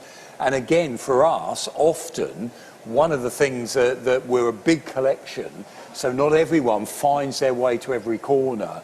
And of course, we've seen it already. We're repainting some of the vehicles, re-representing them in a different part of the story. So that's another one of those reasons why people sometimes are saying, wow, look at this, it's something new. No, it's not. You just didn't even find your way there. Or the way we're displaying it in this context is new. So there's a lot of vehicles here. We do have, the great thing is, there we are talking about wants list. That's a new Sherman that came. It was a gate guard. It's been on our books for a while, but it's the first time it's actually been here at the museum. So there are vehicles that are genuinely new for people to come and see, but also it's how the context, putting them in a new diorama or something. That's the other thing from that side of it. But and again, this lineup here, I mean, we didn't talk about it before, but what we're trying to represent here, this will be finished off over this winter. But it's basically, we're trying to represent the Great Swan, that fantastic British breakout. So that's why we've got these ones going down in this way. And if we come around, we're coming around the corner here, and this is where we put a couple of vehicles in a bit of a diorama. If you're in museums, there's much debate. Should you be doing dioramas in the way, we've got a big trench display and everything. We know from our visitor surveys the public still absolutely love looking at things in a bit of a context. So for me, there's no question about it. You still see people in the trench, going like this, as if, was this what it was like? And the photo opportunity, if you're a model maker, you made the dioramas when you were younger and everything. So just doing it on a one-to-one scale, that's part and parcel. Well, I mean, it's fantastic. When you've got, I'm sure the camera can see it there, iconic Tiger II, and sort of going down into the German sat there and the diorama behind it. It does look really, really effective. Coupled with the lighting and everything, really, really good. Yeah, and there's even a soundscape. We've turned everything off at the moment. You can probably just hear the heater on in the background, unfortunately, but there's a soundscape as well. So all of those other ways, because people come to museums for very different reasons. Some of us, if you're an enthusiast, you want to take your photographs. Sometimes it's about education, but you've got to entertain people. And I know a lot of the people be watching this will probably be, there'll be the die-hard, either the gamers, the modelers, people that really love the subject. But the vast majority of our audience that actually comes in here are families on holiday in Dorset in the summer. So you've got to make your exhibitions appeal to that whole range of the family. And what's always nice is reading things like the TripAdvisor reviews, where actually it was Dad's choice. Mum came along with him to keep him pleased for the day, but then you hear them or you see what they've written. End of the day, I didn't think I'd enjoy that, but actually I really, really like, and that actually, because there's something I would argue here for pretty much everybody, so we can get that one across. So you know what this beast is, of course? This is our, this is my competition bit with you. This is our Tiger II. This is our King Tiger. So again, we're really lucky here. One of those big beasts. We're lucky we have two King Tigers. Our pre-production one is actually on loan to the Netherlands. You saw that in the film there earlier. This one was actually captured in Normandy. It was part of an SS unit. But we talked earlier a little bit about tank crews. One of the other things about why tank crews train all the time to get the best from the vehicle, almost certainly the young driver of this vehicle hadn't had enough training time, didn't know how to manoeuvre a vehicle of this complexity, and he made a mess of the final drive. So yet another one of those points we were making earlier. However good the tank, if the crew can't use it effectively, you're done for. And that's what happened. This ended up going into a relatively soft ground, made a mess of the final drive, the crew abandoned it. There's stories of French resistance firing on the crew. British tanks come round the corner, they fired at it. There's some damage on the side where the British fired at it. Already it was an empty vehicle. So already we know, that it had been abandoned by the Germans. They were already marching back to Germany. There's a tank captured. It went to a teaching establishment, Shrivenham, before coming down here to the Tank Museum. So we're really pleased to have it. And it's part of our question, of course, because I asked, what's that finish that the Germans put on their tanks? It's an anti-magnetic coating. So you can't stick anything magnetic on it. It makes a barrier between the metal underneath, and that is called Zimmerit. And it was what the Germans put on their tanks, so Zimmerit is the answer to that question. So, you knew that, didn't you, all the way along? Absolutely. It's I actually just completed reading a book all about Zimmerit and the way it's actually made and everything. Yeah, we actually tried it. I saw that. It was a fascinating process, and yes, many people are certainly interested in Zimmerit. So that's it. Answer to your question there. For the next one, slightly unusual now, David. We're actually going to show you a video now from the French Foreign Legion, believe it or not. Now, this may seem a bit out of context in what we've done so far, but we were recently approached by the French Foreign Legion about 3 or 4 weeks ago.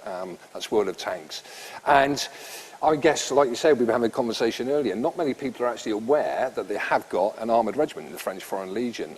Incredibly nice bunch. We went out there, we spent the day with them, and we'll certainly be doing something in the future just for the community's benefit to see what they're big World of Tanks fans, I gather. They were into World of Tanks, they enjoyed playing the game and everything, and they just thought it'd be a nice fit for them to come across. So, and why not? We've always worked at the RTR as a prime example in the past, so why not take the French Foreign Legion on board? So fascinating. We hope you enjoy the video. I just want to say to them in particular, big thank you for taking the time out to do this. They are actually on operations and very busy at the moment, so they took some special time out to make this little video for you to enjoy. So we really, really hope you enjoy it. So it's over to the French Foreign Legion.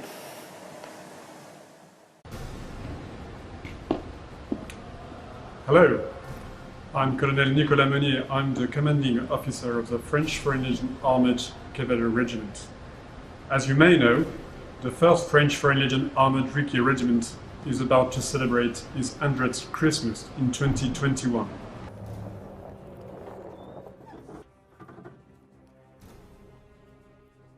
In the French Foreign Legion, Christmas has always been the most important celebration.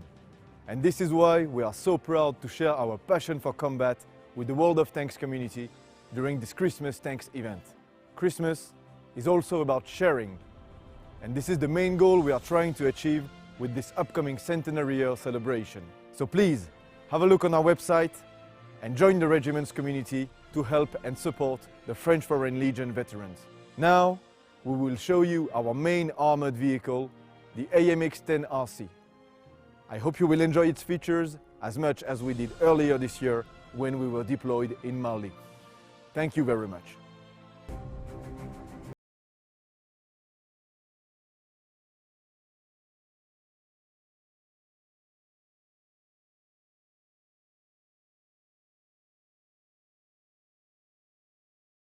Hi gamers, I'm Staff Sergeant Jacobus, coming to you from Carpian, one of the most beautiful army bases in the world and home to the 1st Foreign Cavalry Regiment where I'm currently serving. Today I'm going to present to you the AMX-10 RC, an armoured reconnaissance vehicle affectionately known as Le 10 by its crew and truly the workhorse of our regiment. This amazing vehicle has a crew of 4, the driver, the loader, the gunner inside the turret and of course the tank commander. The AMX-10 RCR is powered by a diesel engine and its 6x6 wheel configuration is fitted with a hydraulic suspension system which allows for variable ground clearance and tilt. These features give it excellent mobility on all types of terrain. The main armament of the AMX-10 RCR is a 105mm main gun which can fire high explosive and smoke shells at over 1800 meters and armor-piercing sabot shells at almost 2000 meters. In full combat order, it is equipped with 38 shells, and when firing, the thunder of the shot and the flash of the flame give the crew an experience of the awesome firepower of this weapon. Add to that the smell of gunpowder, and you have an experience that you will never forget. It is also equipped with a 7.62 coaxial machine gun and a second 7.62 machine gun on a swivel mount on the turret. This gives it some awesome firepower. Some added extra features include a thermal imaging camera for the gunner and a digital battle space computer which helps the tank commander visualize all the elements of the battlefield as a whole. The AMX-10 RC is also equipped with an NBC protection system which allows it to execute all its missions in a contaminated environment. Ledis has taken part in all of the major conflicts of the French army over the last years, ranging from Kosovo, the First Gulf War, Afghanistan and Africa, where it is still currently being used by the French cavalry units today.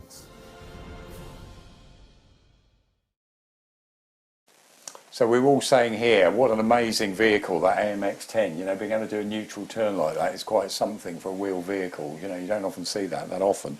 So interesting bunch sort of stuff. Fascinating, really. I mean, it's a really nice day down there, and hopefully in the future we're going to bring you a lot more from the French Royal Legion. You know. And get that vehicle to Tankmas for us. That'll be the next one. No comment. So, okay.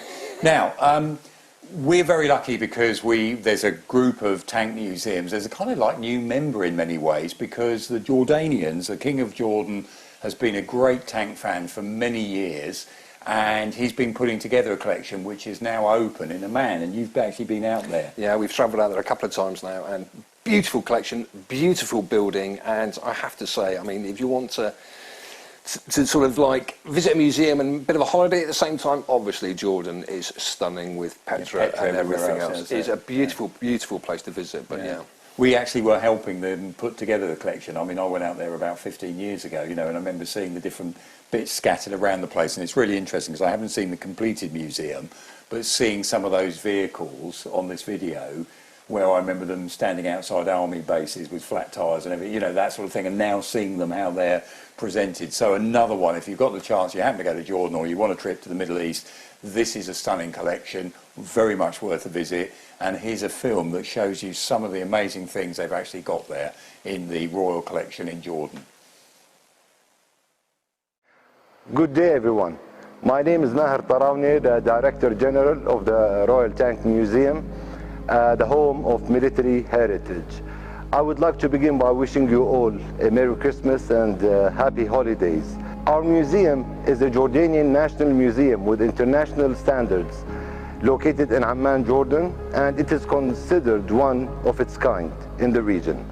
Our mission is to collect, restore, and exhibit tanks and AFVs in order to educate the public on the role these tanks played in military conflicts in our region and across the globe. Our collection is massive. We exhibit more than 140 tanks and AFVs in 15 galleries, displayed in chronological order, starting from World War I to our recent days. Our policy is to keep updating our collection with unique tanks. Latest additions to our collection include the Panzer IB tank that was recently restored by our team at the museum, and the Soviet T-60 tank.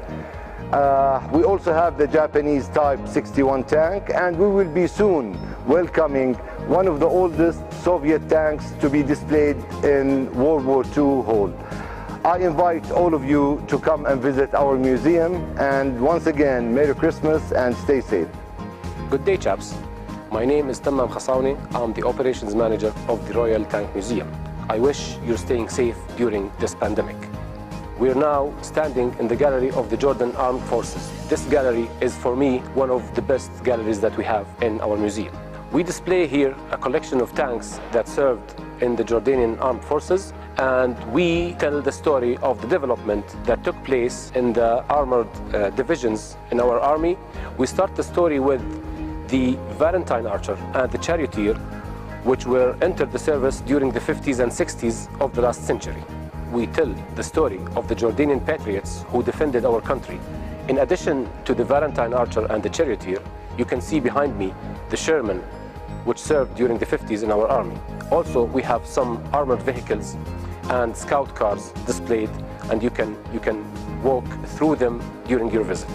Also, in this gallery, visitors can have the chance to climb on one of the tanks and have the opportunity to take photos to remember their visit to the museum. Every new year, we all have wishes. And we at the Royal Tank Museum also have our own wish. Our wish is to expand our collection, and on top of that, we wish to add the King Tiger to our collection to be displayed in the World War II gallery. Finally, I wish you a Merry Christmas and Happy Holidays, and please be safe. Thank you so much. Good day, everyone. I hope you are all safe and well in this challenging time. I'm Sara Nsirat. I'm the business developer at the Royal Tank Museum. First off, I would like to thank our colleagues in the Tank Museum in Bovington and Wargaming Europe for their help and support. I would like also to invite you all to visit our website to find out more information about us, to follow up with our recent news and activities, including our live tank shows, and also to enjoy a unique experience of having a virtual tour within the museum. Connect with us on social media platforms shown on the screen to have the chance to enter the gates of history and learn more about the main historical events that took place regionally and internationally. The Royal Tank Museum is working on its gift shop that will offer a massive and unique collection of items worth to be collected for a lifetime. Also, the museum offers a creative edutainment space for activities for its visitors for free. If you have any questions or if you would like additional information about the museum, send us an email. Stay safe and visit the museum during your next trip to Jordan. Happy holidays and Merry Christmas.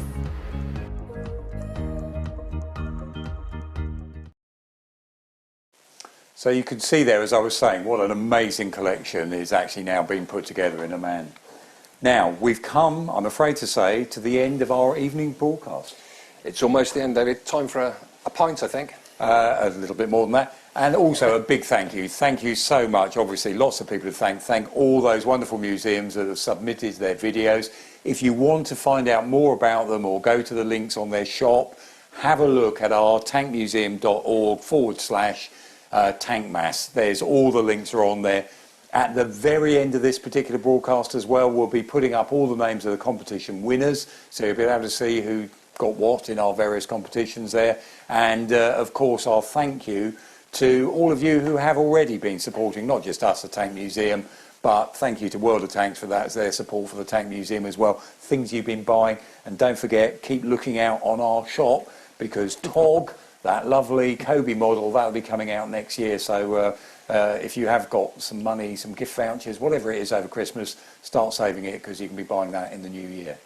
And I just want to say a couple of thank you. I mean, obviously, at first, a massive thank you to yourself, David, and obviously all the team, Richard Smith and everybody else who's made it all happen down here. Obviously, it's all it's a learning experience when you're doing things like this for live streams and everything. So thank you for the time and effort. And most of all, thank you to everybody that's watched and joins us this evening, to all our fantastic community for all your support over this very taxing year.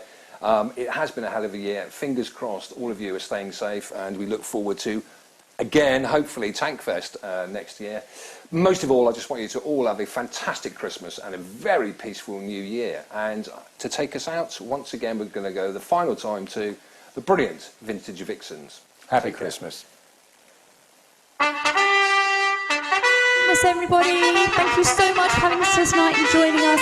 We're going to see you out with a bit of Boogie Woogie Bugle Boy. Are you ready, girls? Here we go. Woo-woo. He was a famous jumping man from the Chicago way. He had a boogie style that no one else could play. He was a top man at his craft. And then his number came up, and he was gone with the draft. He's in the army now, running heavily. He's a boogie woogie bugle boy, Company B. They made a go with bugle for his Uncle Sam. He really brought him down because he could not jam. He hadn't seemed to understand. Because the next little cap got out of jack in a band. And now the company jumps when he plays heavily. He's a boogie woogie bugle boy, Company B. A toot, a toot, a toot, he goes his way to the bar. The boogie rhythm, the piano blowing on unless the basic guitar is playing with him. He makes the company jump when he plays heavily. He's a boogie woogie bugle boy, Company B. He was a Boogie Woogie Bugle Boy, Company B. Oh, yes, you are. And when he plays Boogie Woogie Bugle, he was busy as a boogie bee. He makes a take, coming down big to the bar. He's a Boogie Woogie Bugle Boy, Company B. Toot-toot-toot-toot-lada, toot-lada, toot-toot. He blows it into the bar. He can't blow a note unless the bass and guitar is in rhythm. Hey, hey, hey, the company jumps and he plays heavily. He's a Boogie Woogie Bugle Boy, Company B.